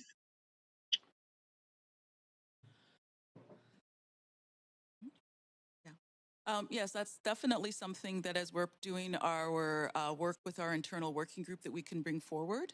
We do have representatives of DBL on that group, and so we'll make sure to note this as part of our discussion going forward. Okay, because I think that's a huge issue. And the other question I wanted to ask is when you're doing consultations, how big of an issue is low income in terms of a barrier to accessibility, and have you figured out any way to approach senior governments on that issue? With all the community dialogues we hosted, about 14, the income level was one of the key emerging themes, and we'll work on the various with the internal working group and with various groups to see how we can incorporate that in this strategy. And I would just add that, as Karen mentioned, there are many recommendations coming to us from our community engagement that we recognize that the jurisdiction lies with other levels of government. And one of the things we did commit to was to identify those and to also share with these other levels of government what we're hearing about from community that falls within their jurisdictions. Okay, thanks. So if there is any political action on that front, call me. Thank you. Thank you, Councillor Swanson. Councillor Boyle. Thanks for this presentation. A number of my questions have been asked, but I might expand on them a little if I can. So I was also curious about the intersections between disability and income and what we're hearing from folks in terms of making sure our accessibility strategy is rooted in those intersections. That's sort of half the question. And are we hearing from low-income people with disabilities in informing the strategy? Absolutely. With all our dialogue sessions, we try to seek people that represent intersections identity, and as mentioned, a lot of them both their income, like buying food or getting good employment to provide sufficient income to get the living costs. So we did hear plenty of voices on the intersections of those identities. Great, thank you. I'm curious too I know the province has been doing engagement on a provincial strategy. Do we have any hope of something comparable to the Americans with Disability Act or like a more comprehensive law that will move us on this front? My understanding of the BC Accessibility Act is that they've identified a number of priority focus areas, which are very similar to the ones we initially came up with as well for the city. And as Karen mentioned, some others have come forward through community, one of them being income. When we've been in touch with the Secretariat, the Provincial Secretariat on many occasions, so we're keeping in close contact, and they've told us a couple of things. One is they are now working on the regulations, and so we're not quite sure what those will be. They also mentioned that they are going to, there are a number of what they're calling prescribed organizations or prescribed agencies. And when we asked what those prescribed agencies were and were municipalities a part of that, they said absolutely. They also said that they thought that municipalities and public services were going to be the first up in terms of the application of these regulations. Okay, that relates to my other question is about the building code as well, and just knowing how hard it is to find affordable housing for people with disabilities. Do you have a sense of where BC Housing fits into that, or the building? I mean, I think about the building code, but a lot of new market housing, even if it was physically accessible, is unaffordable. So I'm just interested on that. That's one of the key questions I hear from folks, and interested in any ray of hope or what we can be doing more of within our jurisdiction on that front. I don't know BC Housing's position at this point, but more than willing to engage with them as we go forward with this work and raise these points and hopefully be able to engage on that. Sure, that would be great. I mean, I'm sure as you've heard, one of the things I hear most is just the size of new units not being physically accessible to people who rely on mobility devices, the bathrooms not being large enough. General Manager, Arts, Culture, Community Services, on our internal working group also as a planning and development group, and so we can share that feedback with your question with the housing policy group and bring back a response offline. Sure, that would be great. And then actually, before I run out of time, can I move for a second round of questions? Yes, you can. Thank you. So I'll just go to council with that motion for a second round of questions. All those in favor? Yay. Any opposed? Great. So we'll have a second round. Thank you, Councilor Boyle. Thanks. I'm just wondering, it's great to see members of the Seniors Advisory Committee so engaged on the Accessibility Task Force. It's certainly the data seems to point to a growing, as the baby boomers age, a sort of growing intersection of seniors and people with more accessibility needs. Is that, I mean, and so housing comes up for me, transportation too, of course, but what's our sense of how we're going to meet those needs? And I have 5 seconds, so for a huge question, maybe I'll just go back on the list for that piece. Sorry about that. Great, thank you very much, Councilor Boyle. Councilor Weeb, second round of questions. Yeah, mine, I'm going to go on the budget, so this is to Sandra. In our budget document on the prioritization of what's included in our base scenario, this work is at the second lowest ranking of 8, and I'm just wondering why it's ranked at a level 8 and not included as the 5% priority. Mm-hmm. So we put it forward through this work as a consideration for council investment. That was where it landed in that list is the result of a collective prioritization effort. Certainly, this council can consider where you place it in the within your priorities. That's just where it landed through an effort, a collective. Okay. Can you expand a little bit on that effort on? Sure. Yeah, sure. that process Absolutely. went. There was some prioritization across multiple departments. We recognize that in the list presented to council, there are a great number of priorities that address, whether it's climate change, affordable housing, or affordability, poverty reduction. So there's a whole range of priorities in there, and ultimately it'll be this council's your responsibility or your role to prioritize that. But that was what came through an interdepartmental kind of exercise to prioritize. It's as you can see from the list, it's difficult. Okay, and one of the comments from the committee and as well as some of the work in here says to ensure that this work is properly funded moving forward. Mm-hmm. How do we see the funding asks of the report coming in Q1, recognizing that there's no budget opportunities at that point? So how are we going to ensure that this is adequately funded and implemented for over the next few years? So the report, to clarify, the final report will come forward in Q2 of 2021, which gives us ample time to think about the next budget. But in the final report, we do anticipate a range of initiatives being recommended. As per the equity strategy, some of this is a lens through which we need to look at the decisions that we make and how we design systems or how we design spaces. And so it's a lens that we need to apply in a different way. In some cases, it could be a redirection of existing efforts. And in some cases, it might be that we do need to request some additional resources. It's a bit too early to tell, but we should have that worked out in time for the Q2 report and in time for the 2023 budget process. Okay, so the report next time will give us better data and information for us to make the decision to ensure we can fund this moving forward. Thank you very much. Appreciate that. Thank you very much, Councillor Wiebe. Councillor Dominato. Thanks, Chair. Just a couple of follow-up questions.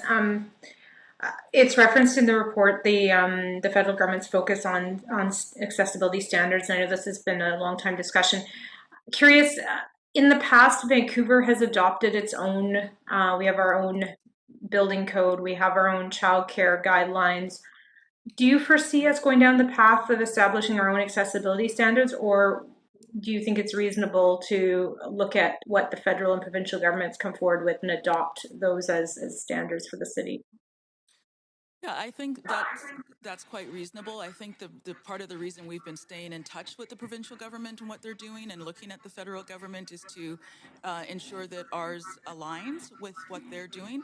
Now, that being said, there have been some pieces that have come to us from community that are kind of in addition to what the province and the federal government is saying. So I could see some adaptation based on what community has brought forward as specific areas of focus that aren't necessarily highlighted in those other standards. Great, thank you for that.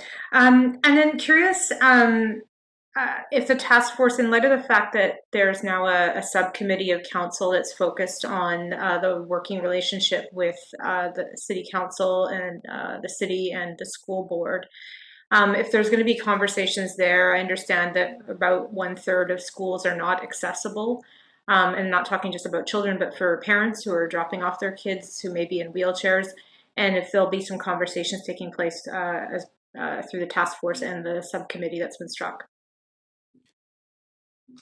I think, the task force and ourselves would be more than willing to have that conversation. What we have said to community when they've raised issues around the school board or health and other areas is that we are more than happy to bring that information forward to those who are mandated and have that jurisdiction. But internally, I'm sure the task force would be more than willing, as would staff, to further conversations with other committees. Great, thank you. And then with respect to the accountability framework and monitoring, they'll come forward with the strategy. Assuming there'll be some metrics in there, can you remind me, through our business licensing of sectors like taxis and ride hailing, do we have a requirement in our business licensing to require a certain percentage of those vehicles to be accessible? We'll have to get back to you with that information. I don't have that information at hand, but we can ask and bring it back. Okay, great. And another question, have you had any feedback from the community around the displacement of disabled parking spaces that were displaced through the patio implementation. I've heard concerns from a few, and I'm curious if that came through your engagement. There's been talk about disabled parking, but I don't recall any comments relating to outdoor patio and displacement. I don't recall. Okay, thank you.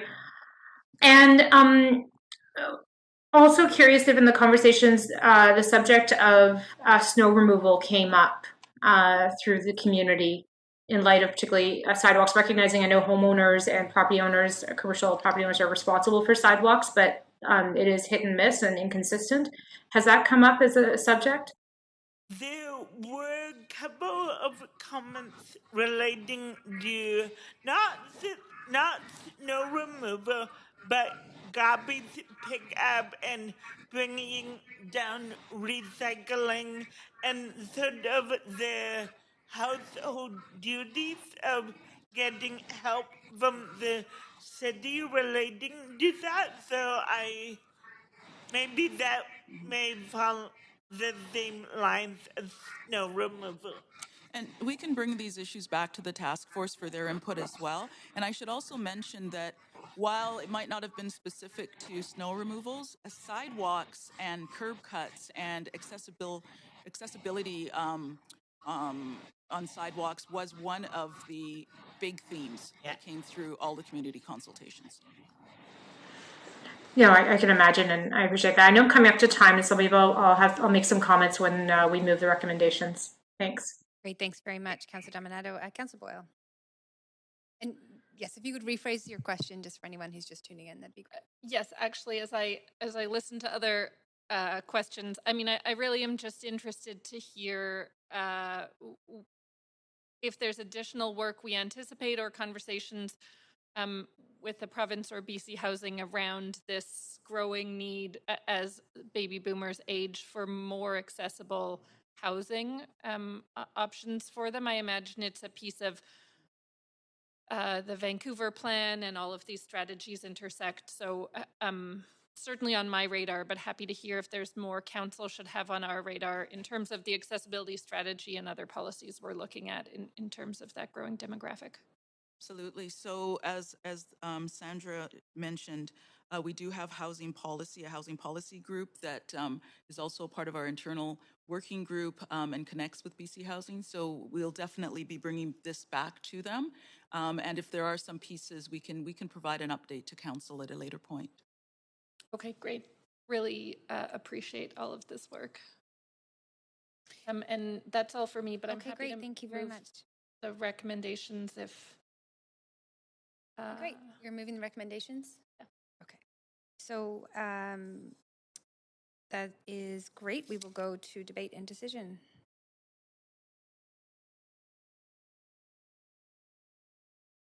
Councillor Boyle, over to you. Thanks. Just to again say a huge thank you to the staff, all of the members of the task force, and I know a huge amount of volunteer work that goes into this. It's certainly something we all hear about. It's something I hear about very regularly from my own family and many networks in the community, and important work that continues to be more important. I'm really glad for and appreciative of the work that the task force is doing, looking at how disability intersects with so many other barriers that residents across the city experience. That is clearly important, and I can tell in all of the work how deeply that's understood by our staff leading it. And so just want to say thank you for that, and really looking forward to supporting this work as it moves forward. Thank you very much, Councillor Boyle. Councillor Weed. Yeah, this is exciting. 2018, I remember being at the PDAC table discussing about how we could get this on the council floor as quickly as possible before the election, knowing that this is so important and needed to continue. So to see this momentum grow, it's great to have this day. I'm really looking forward to the report. I know he was thanked before. I think Paul Storr has done a tremendous job throughout this process. He's been at every meeting. He's answered so many questions through some tough times and with COVID where this kind of got sidetracked a little bit, but he's been able to make sure it gets pushed forward. So really want to thank his leadership as well as everyone on the team. It's great to see the names on the task force still. I know they've changed, but these are all leaders that have done so much work for the city on the advisory committees. And so I appreciate the team. Great presentation, Karen. It's great to see everyone and all the work on this, and really looking forward to the report when it comes back. So thank you. Okay, thanks very much, Councillor Wiebe and Councillor Dominato. Thanks, Chair, and thank you to staff and the task force and the advisory for all of the work on the strategy to date. I just want to reflect a few things based on my connection to this work. I've really appreciated Councillor Wiebe and Councillor DiGenova's perspective as they've been the liaisons to the advisory committee. But one of the comments that came back to me through one of the residents I spoke with was that the importance of this strategy, but also acknowledging that from his experience, and this is his lived experience, that this is one of the most accessible cities in the world, and he's lived in other places, and that it was actually one of his reasons for moving here was because of the accessibility, which includes, for example, transit being 100% accessible. And so I think just to acknowledge that, and obviously always more work to be done, and but I thought it was helpful to get that perspective. What stood out for me in the work that's been undertaken in terms of obviously extensive engagement, but really the importance of the accessibility lens and that application across departments and across programs and services. And while I didn't focus my attention on it, others brought up the subject of buildings and DBL, and I didn't bring an amendment today because of the moratorium we have with respect to DBL, but it is something I feel strongly about around some observations I've made since being elected and some gaps. And so I appreciate that that is going to be a focus and that there's involvement and conversations happening around buildings and accessibility. I also want to speak to actions, recognizing this is high level and that the full draft strategy is coming. I think that's what people are looking for, is what are the tangible, concrete actions that will come out of this. And obviously that will be different for each person, their perspective of what that looks like. But I think there are some pieces in there identified. And then accountability and how important that is for this work, and that there are time frames and expectations and that monitoring framework that you refer to, Wilma, so that this work moves forward. And then just reflecting some other comments that I heard from residents I spoke with is that they felt, and it's identified in the appendix, but the importance of the universal design principle, that is really critical, and that having to ask for accommodations is that sense of feeling like other. And so really that we need to be really adopting that principle throughout our work. The importance of the built environment and public spaces, great support for the accessibility audits of neighborhoods, because there is inconsistency from neighborhood to neighborhood. And you gave the example of curb cuts and how important that is. We touched on parking, and while transit is accessible for some individuals, driving and having access to a vehicle is still a necessity for their day-to-day lives. And so having that free designated parking is important. And there's so much in this strategy, obviously, but one last piece I want to reflect on is the feedback I received around the importance of more accessible seating in our civic venues and arts and culture venues, and to not be segregated. And so again, that sense of feeling like other. And so just again, I know all of that will be looked at, but I want to say thank you for the work that's been done to date. I look forward to the final draft strategy and action items in the new year. Thank you very much, Councillor Dominato. And that is the end of our speakers queue for discussion. So ready to take us to a vote, please, clerks.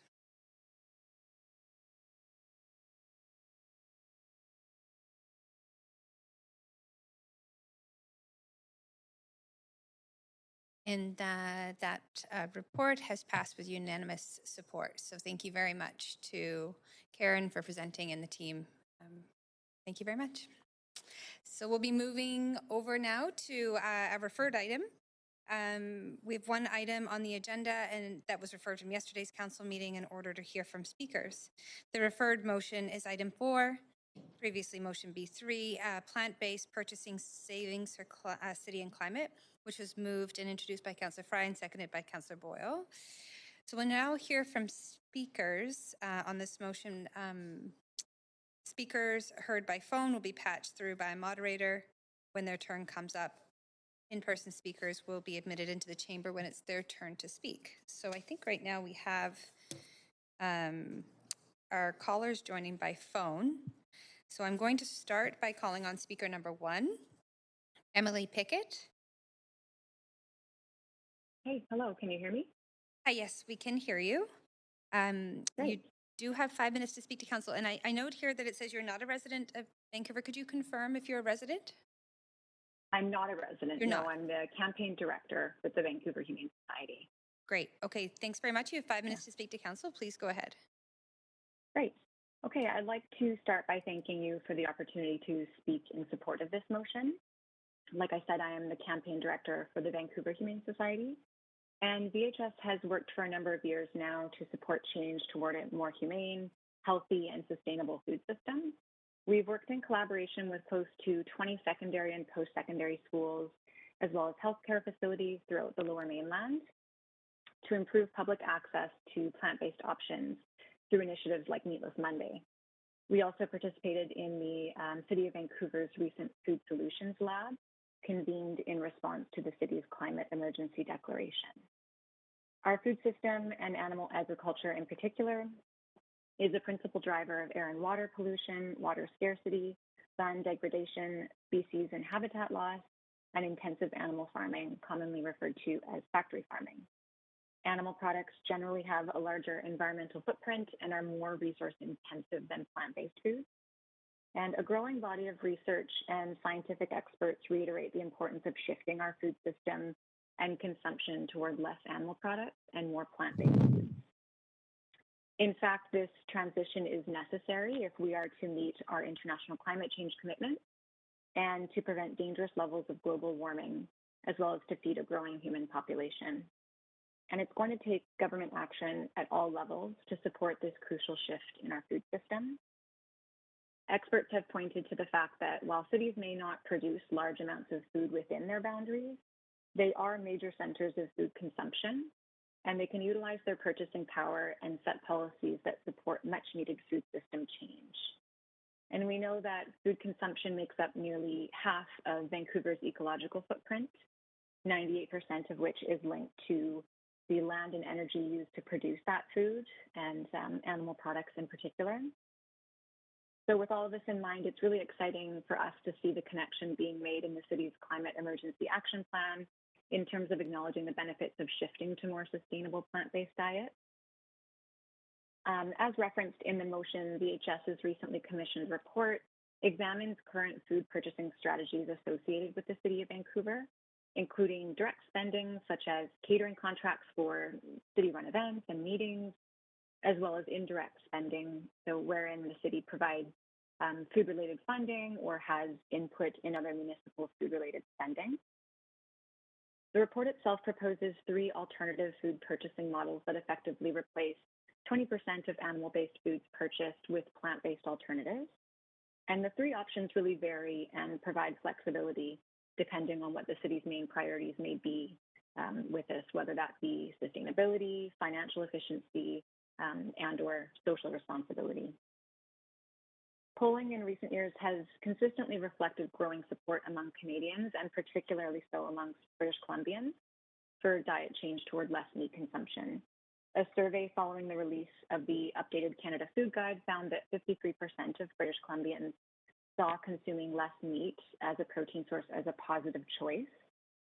And as the public becomes increasingly interested in plant-based foods and diets, whether that be for personal health, animal welfare, sustainability, or other reasons, it's important to support equitable access for everyone. Replacing a minimum 20% of animal-based food items with plant-based alternatives that do not contain any animal-based ingredients is an important first step in improving public access to plant-based diets. And in the midst of a growing climate and ecological crisis, we all need to do everything we can to support positive change in our communities. And the recommendations put forward in this motion are crucial steps at the municipal level toward a more sustainable and humane food system. And that is everything that I need to say. Great, thank you very much. You do have questions from Councillor Wiebe. Please go ahead, Councillor Wiebe. For coming to speak today. My question is on the data. Are we recognizing that this is talking about what we could do to work on climate initiatives in our plant-based food? Recognizing that certain plants are sourced not locally, they take a lot more energy, they take a lot more water.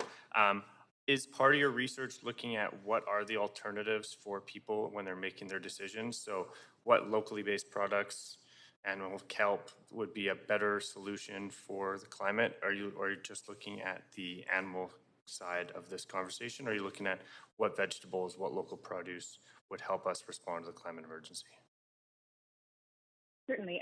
So the report itself is really focused on looking at the different purchasing streams within the city and where the city has that influence. So it doesn't expand on, looking further at different plant-based foods and assessing those individually.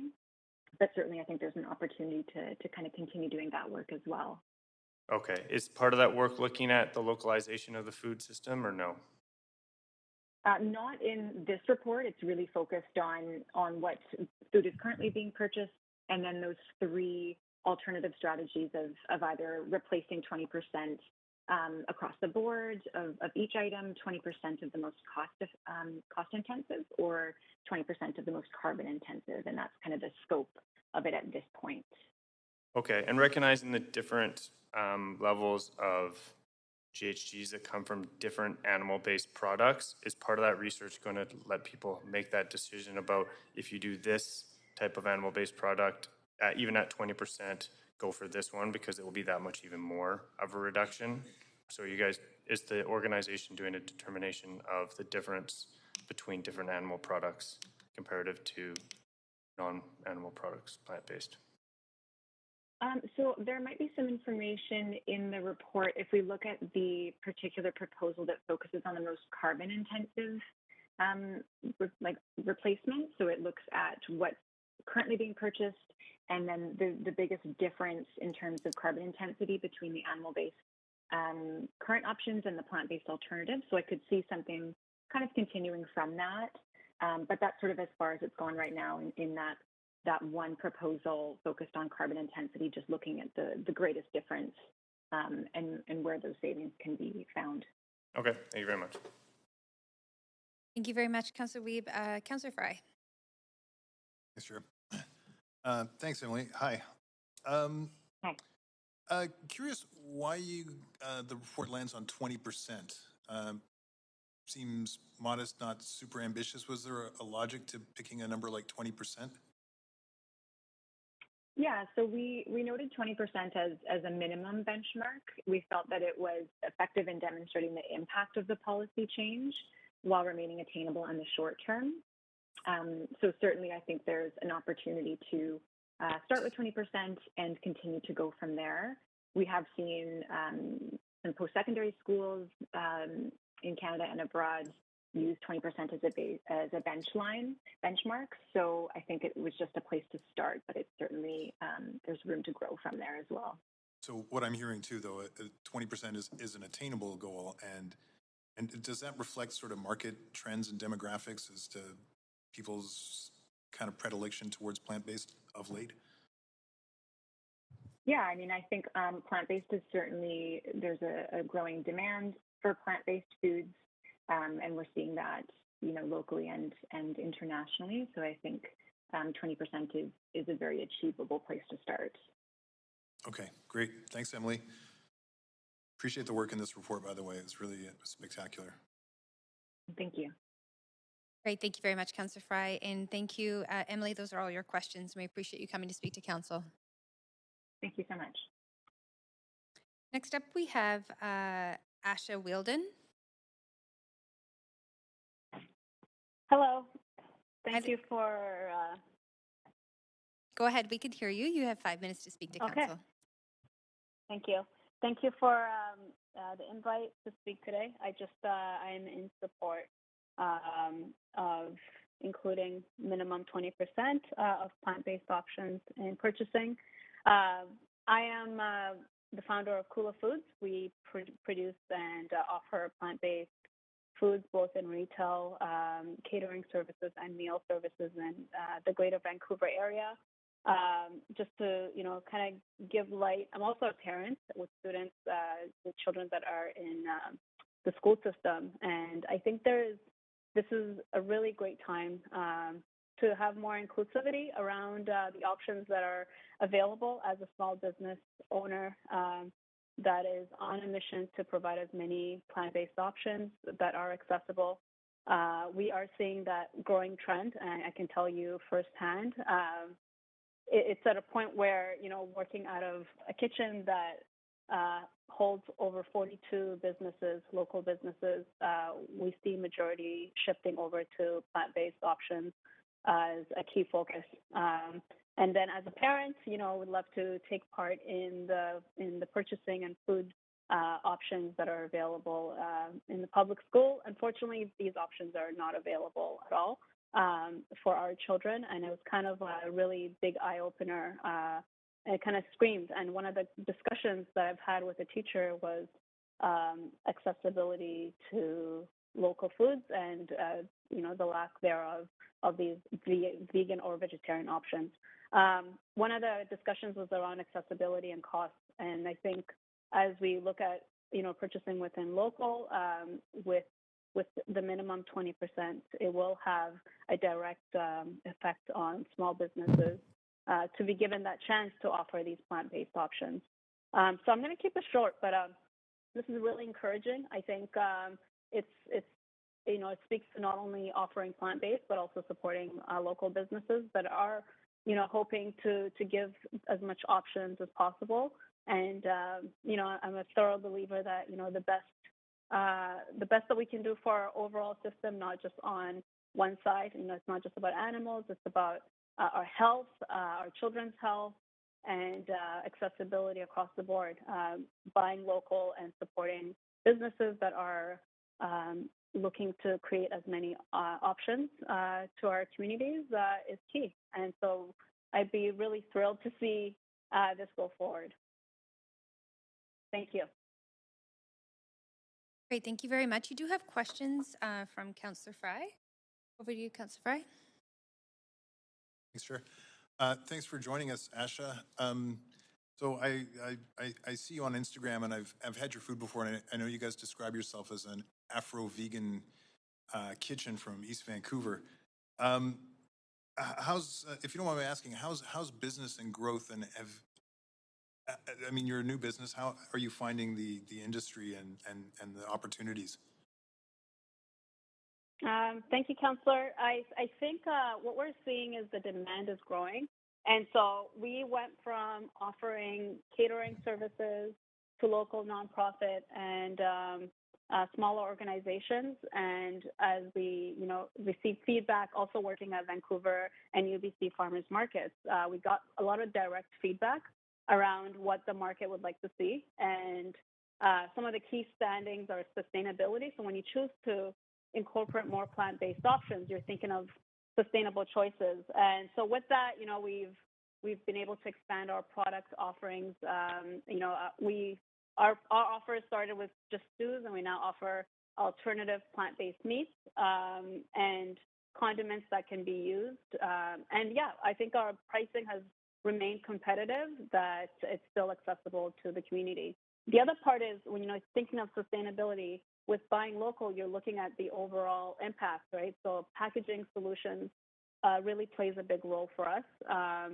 And we've been able to, again, work locally in providing solutions that are well-rounded and not just based on one-sided. So yeah, it's demand is there. More folks would like to see dairy-free options, proteins, and as we see more companies pop up, we're also just getting a lot more engagement around it. We personally also host cooking sessions that bring our communities together. to learn about ways we can incorporate more plant-based foods in our daily lives, and it's being really well received. Well, that's great. We're all about supporting local business and community. I'm curious, we sometimes hear about plant-based diets as being a challenge for delivery of proper nutrition and proteins and that kind of thing. How do you address those kind of concerns in your catering? Yeah, this is, I think that's one of the first things we think about. And I think beyond protein, we also look at fiber. And so one of the realizations that folks come to is that natural plant protein occurs in, legumes, in beans, and these are some of the more accessible ingredients. And so we incorporate that into our stews to ensure that we keep the cost down, but also really go into more natural offerings. And yeah, overall, it's just, very clean eating without, it's with minimal work. I think awareness is still key. However, it is, the educational piece is that protein is accessible to most of the plant-based options. Yeah, it's not as daunting once you, are willing to learn and, allow companies like ourselves to continue offering it. Thanks, Okay, Asha. Thank you for that that question. is the end of Councillor Fry's time, but thank you very much.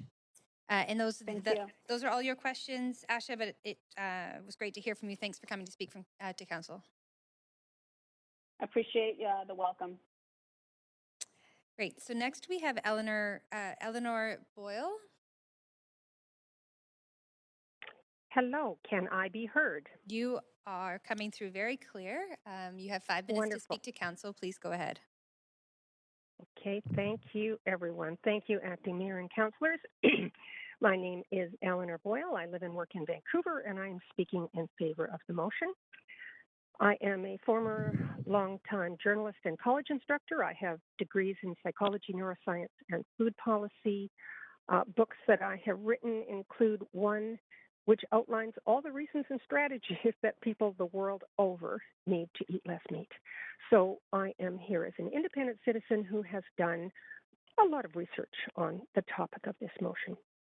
So I just want to make 2 points. One, the science has been clear for years that the way that we produce meat and dairy today in a large scale and intensive factories, as Emily Pickett described, compromises environment, public health, and our basic sense of decency regarding the way we treat other species.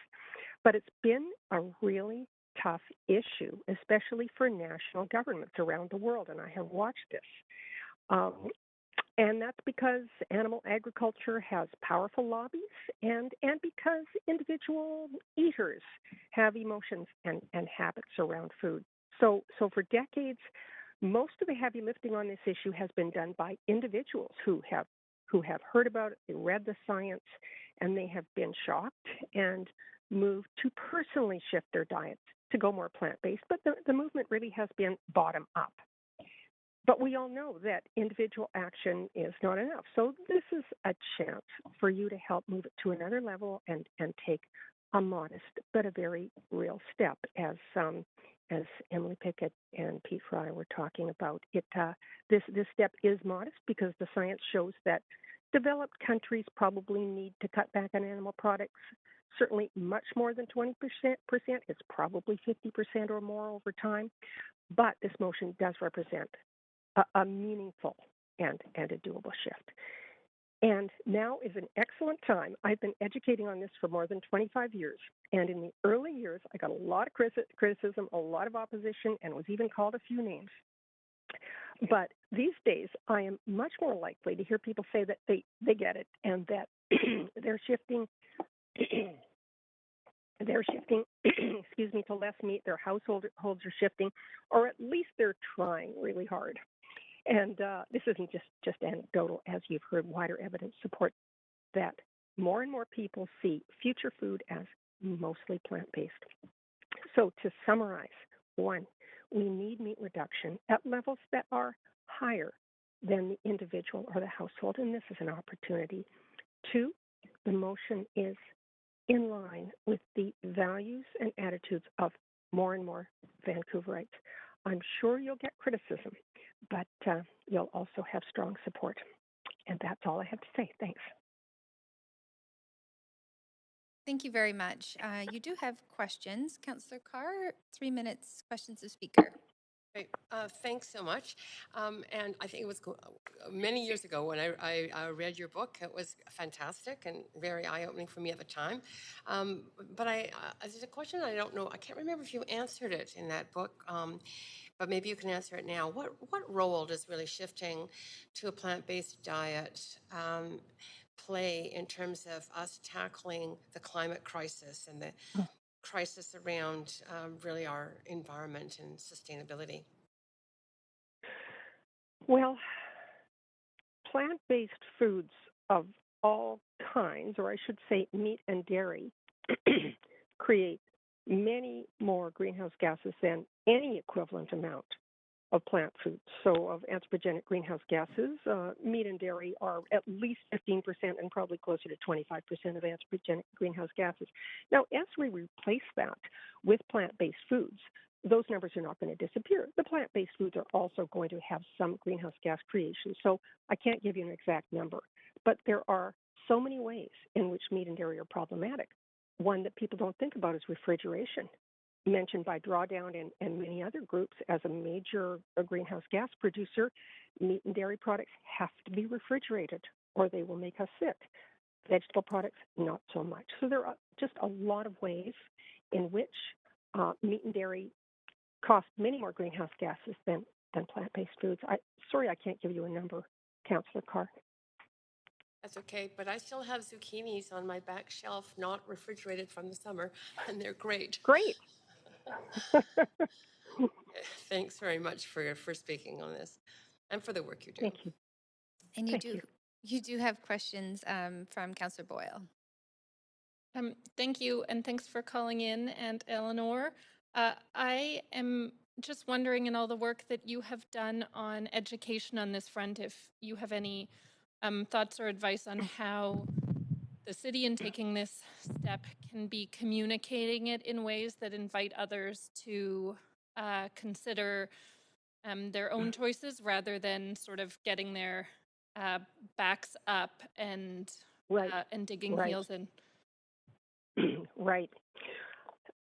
Great question. I have changed a lot on this over the years, and so have many people who work in this field.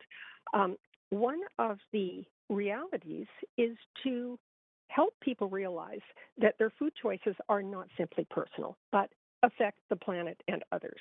Hard to know how to put that. Different demographics respond to different messages. The advent of the term plant-based, which we're all using today, is brilliant. 15, 20 years ago, everybody in this field said, go vegetarian or eat less meat. And that's part of the name of my book. Today, it's nicer to say, rather than don't do that, it's nicer to say, do that. So rather than eat less meat, eat more plant-based foods. It doesn't entirely give the picture, because people might just add more plant-based foods to the big steak in the middle of the plate. But ultimately, we have to eat less meat. But different demographics respond to different messages. As soft and as compassionate a message as we can.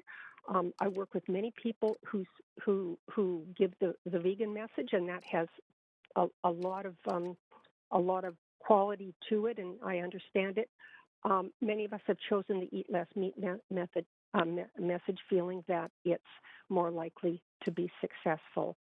And I just say one more thing. I thought for years that no one would want to cut out meat altogether, that most people want to keep eating a little. But the tsunami of the vegan movement has surprised me and told me that many people don't want to take a small step. They want to take a big step. So there are different demographics, and I guess that's all I'll say. Okay, that's all my questions, but thanks again for phoning in. Thanks. And thank you very much. Those are your questions. We appreciate you coming to speak to council today. Next, we have Ryan McKee. Hi there, can you hear me? We can hear you. Please go ahead. You have 5 minutes to speak to council. Thank you, Council, for the opportunity, and thanks to the previous speakers for sharing your story as well. I'm the founder of Elemento, which is a Vancouver business. We make plant-based kids food. I launched this in the spring, and we piloted this lunch delivery service. Basically, parents could sign up. We'd drop off these lunches at night, and they could put in the backpack for the next morning. Fully plant-based, and we had some really great kind of interest and response across Vancouver. This September, we actually kicked off the very first plant-based kids lunch program in Canada. We partnered with a Montessori called Nido de Montessori in Richmond, and we're making 20, 25 lunches every day, 5 days a week. I was there in the kitchen at 5 a.m. this morning, and it's been an amazing learning experience. And in just only 2 months or so, we've generated so much insight that I'm here to share, and a ton of interest from other schools that are now inquiring about how they can maybe bring that on. So, I'm not here to just promote my business, but rather share kind of my insights. What have I learned, especially because a Montessori school, kind of follows a similar sort of institutional profile of some of the types of places that you might roll out into as well. So, 3 kind of big ones for me. So first off, education has been absolutely critical.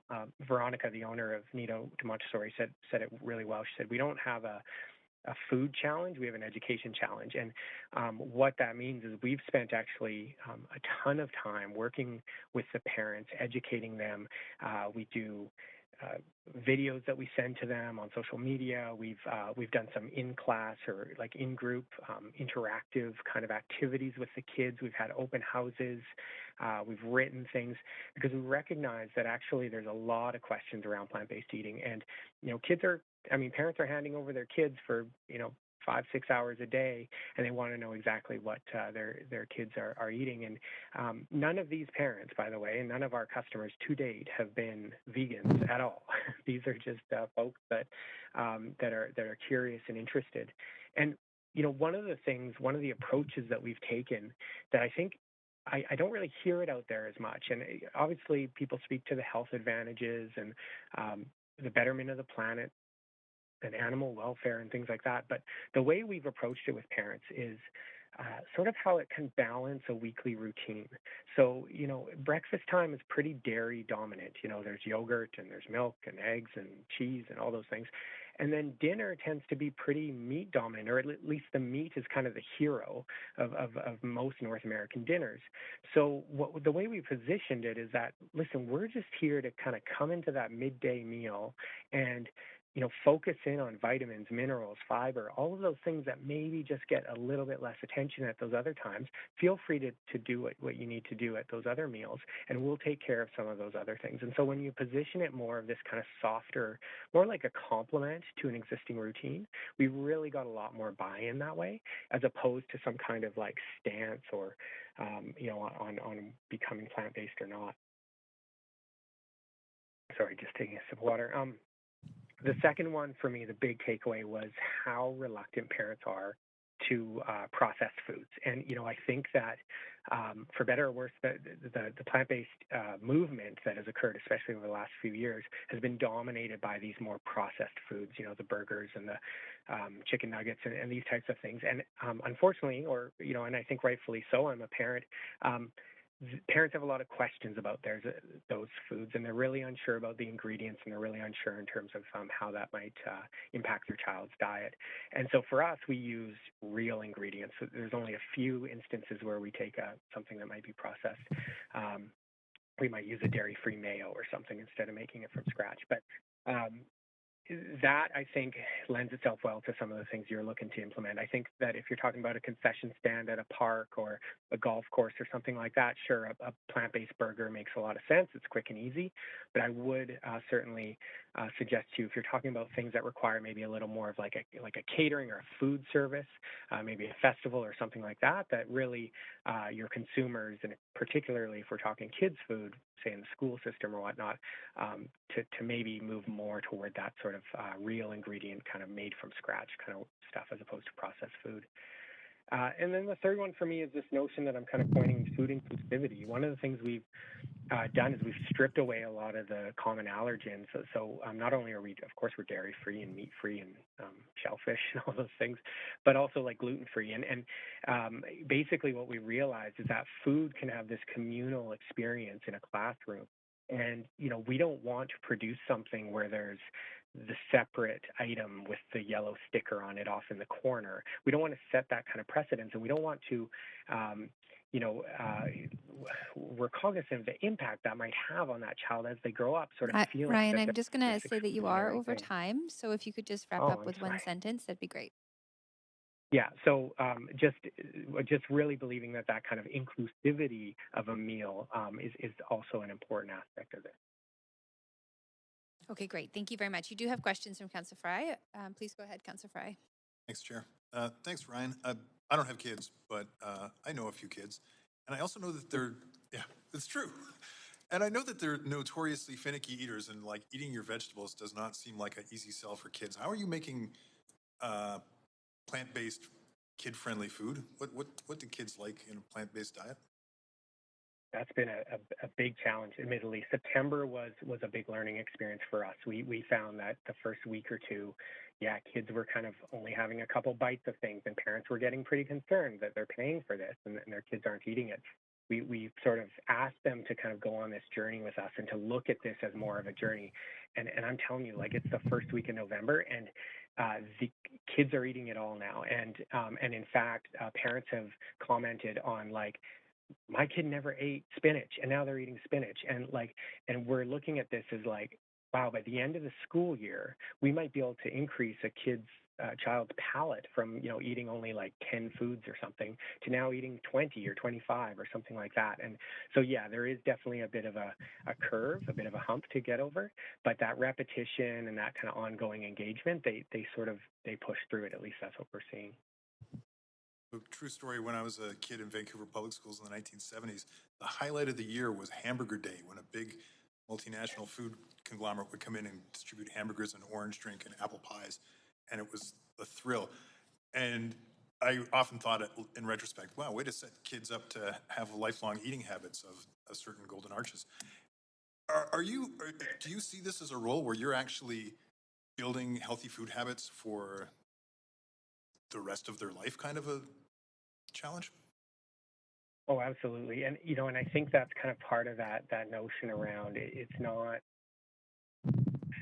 necessarily a stance to take or to target sort of vegans only or whatever, but to actually just make it a kind of a normal part of the weekly routine and to normalize. I know in my house, it doesn't feel like, oh, today's a vegan day or this is a vegan dish or something like that. It's actually just sort of woven in and out of a day or a week. And I think that's a key part. And yes, absolutely. And, I talked a bit over time on the inclusivity piece, but like that as well, like to instill those habits of like, you are welcome into this meal, you can eat it and enjoy it, and it's healthy for you. And from such an early age, literally 3 years old, as some of our students, is pretty exciting. Right on. Thanks, Ryan. Thanks, Councillor Fry. Actually, I have questions for you, Ryan. I'll just advance myself here. And have moved motions and done quite a bit of work in the space of universal food, healthy food programs in schools. And you've touched on a few things, inclusivity, and what I heard is universality, meaning people are not, young kids who can escape sort of the stigma of needing to access food at schools by offering meals to everybody. Can you just share a little bit about how that works with your program? And are you accessing any sort of public school system right now?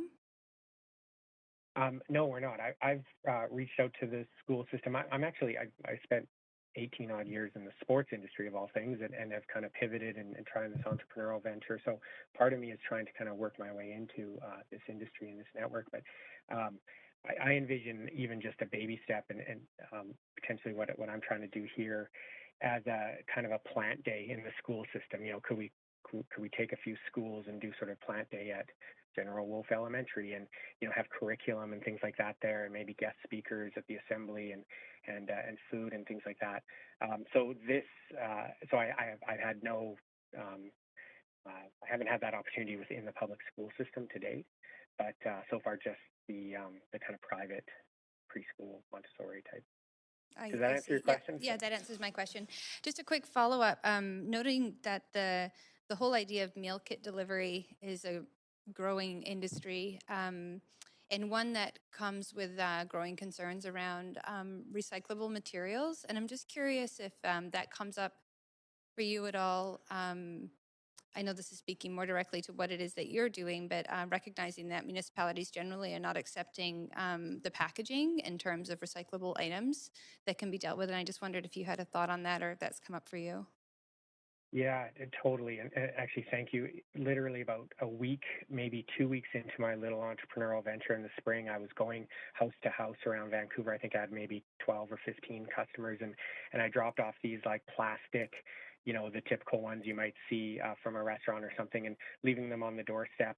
And I actually just felt kind of gross about it. And I literally made a big pivot and it was like, I can't do this. And I went out and found a local supplier of these like sort of stainless steel tiffin containers, and bought about 50 of those or so. And for that pilot program of doing like home delivery. Brian, can I interrupt you just because I have limited time? It's a really, and I'd love to email with you about what you're finding there. A quick question around affordability, recognizing that the program that you're offering and meal kit programs are quite expensive at $10 to $15 per serving. Can you just talk about affordability with your program? Yeah, I think one of the things is back to what I was saying about processed food. I think most of the more expensive aspect of plant-based is in those processed ones. I think Asha was speaking to this. When you're using legumes and beans and fresh vegetables and things like that, you're able to kind of bring the cost down a fair bit more. Okay, I'm going to have to leave it there because I have as much time as everyone, of course, and I'm going to send you an email. I'd be really interested to chat with you about those questions further. Thanks so much.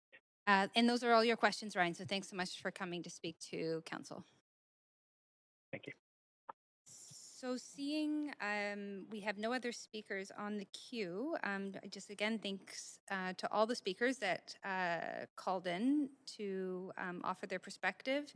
And no one has missed their turn. So we now have the motion on the floor. The motion has been moved, correct? So the motion has been moved. So is there any discussion?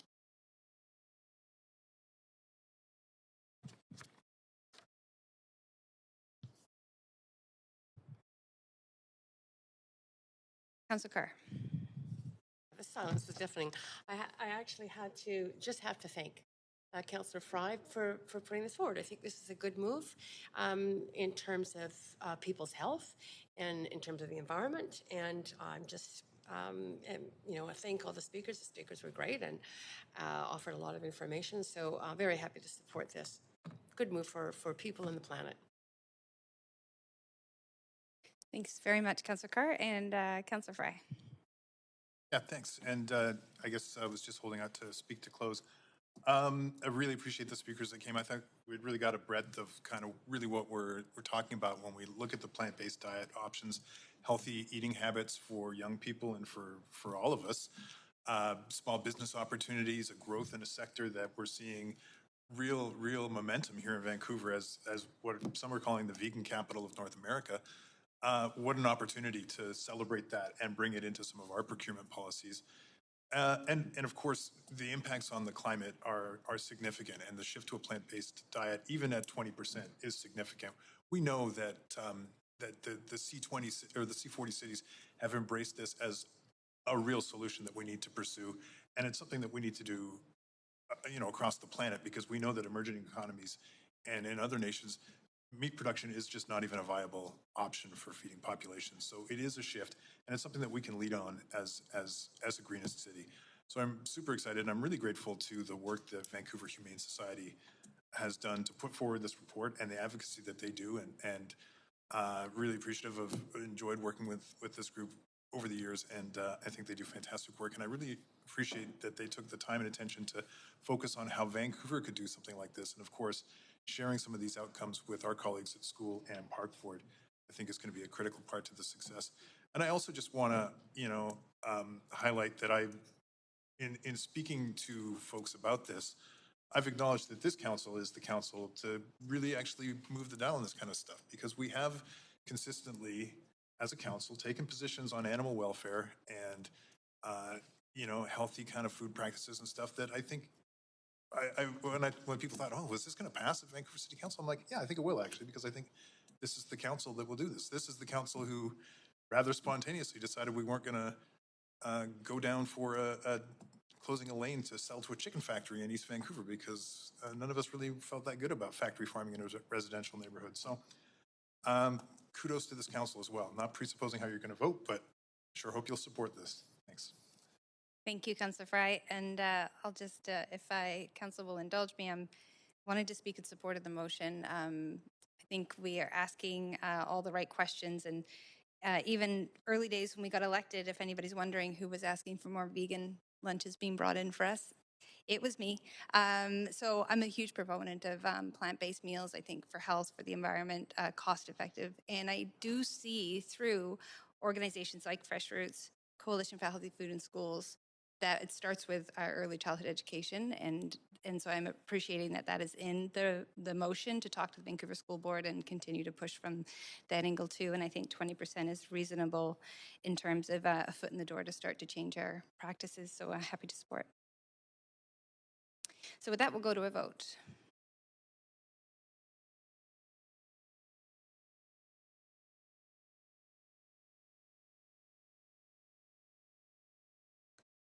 And that motion passes with unanimous support. So with that, Council, we are coming to the end of our agenda. In fact, that actually ends the standing committee portion of this meeting. And we're now going to convene in Council with Deputy Mayor Carr as chair to deal with the recommendations and actions from today's committee meeting.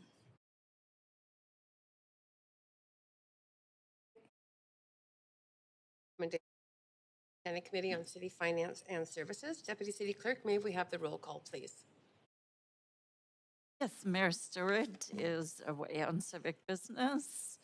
Councillor Carr is in the chair. Councillor DiGenova is on a leave of absence. Councillor Fry. Here. Councillor Swanson. Here. Councillor Hardwick. Councillor Wiebe. Present. Councillor Boyle. Present. Councillor Dominato. Present. Councillor Bly. Present. And Councillor Kirby-Yung. Present. The meeting has quorum, Deputy Mayor Carr. Thanks, Kurt. We need a motion to adopt the Standing Committee's recommendations for items 1 to 4. So moved. Seconder?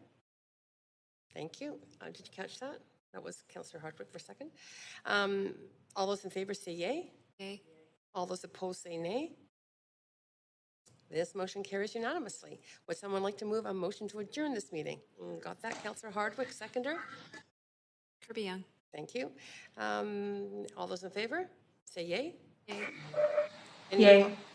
Any opposed say nay. That is unanimous as well. This meeting is adjourned. Have a great day, everyone.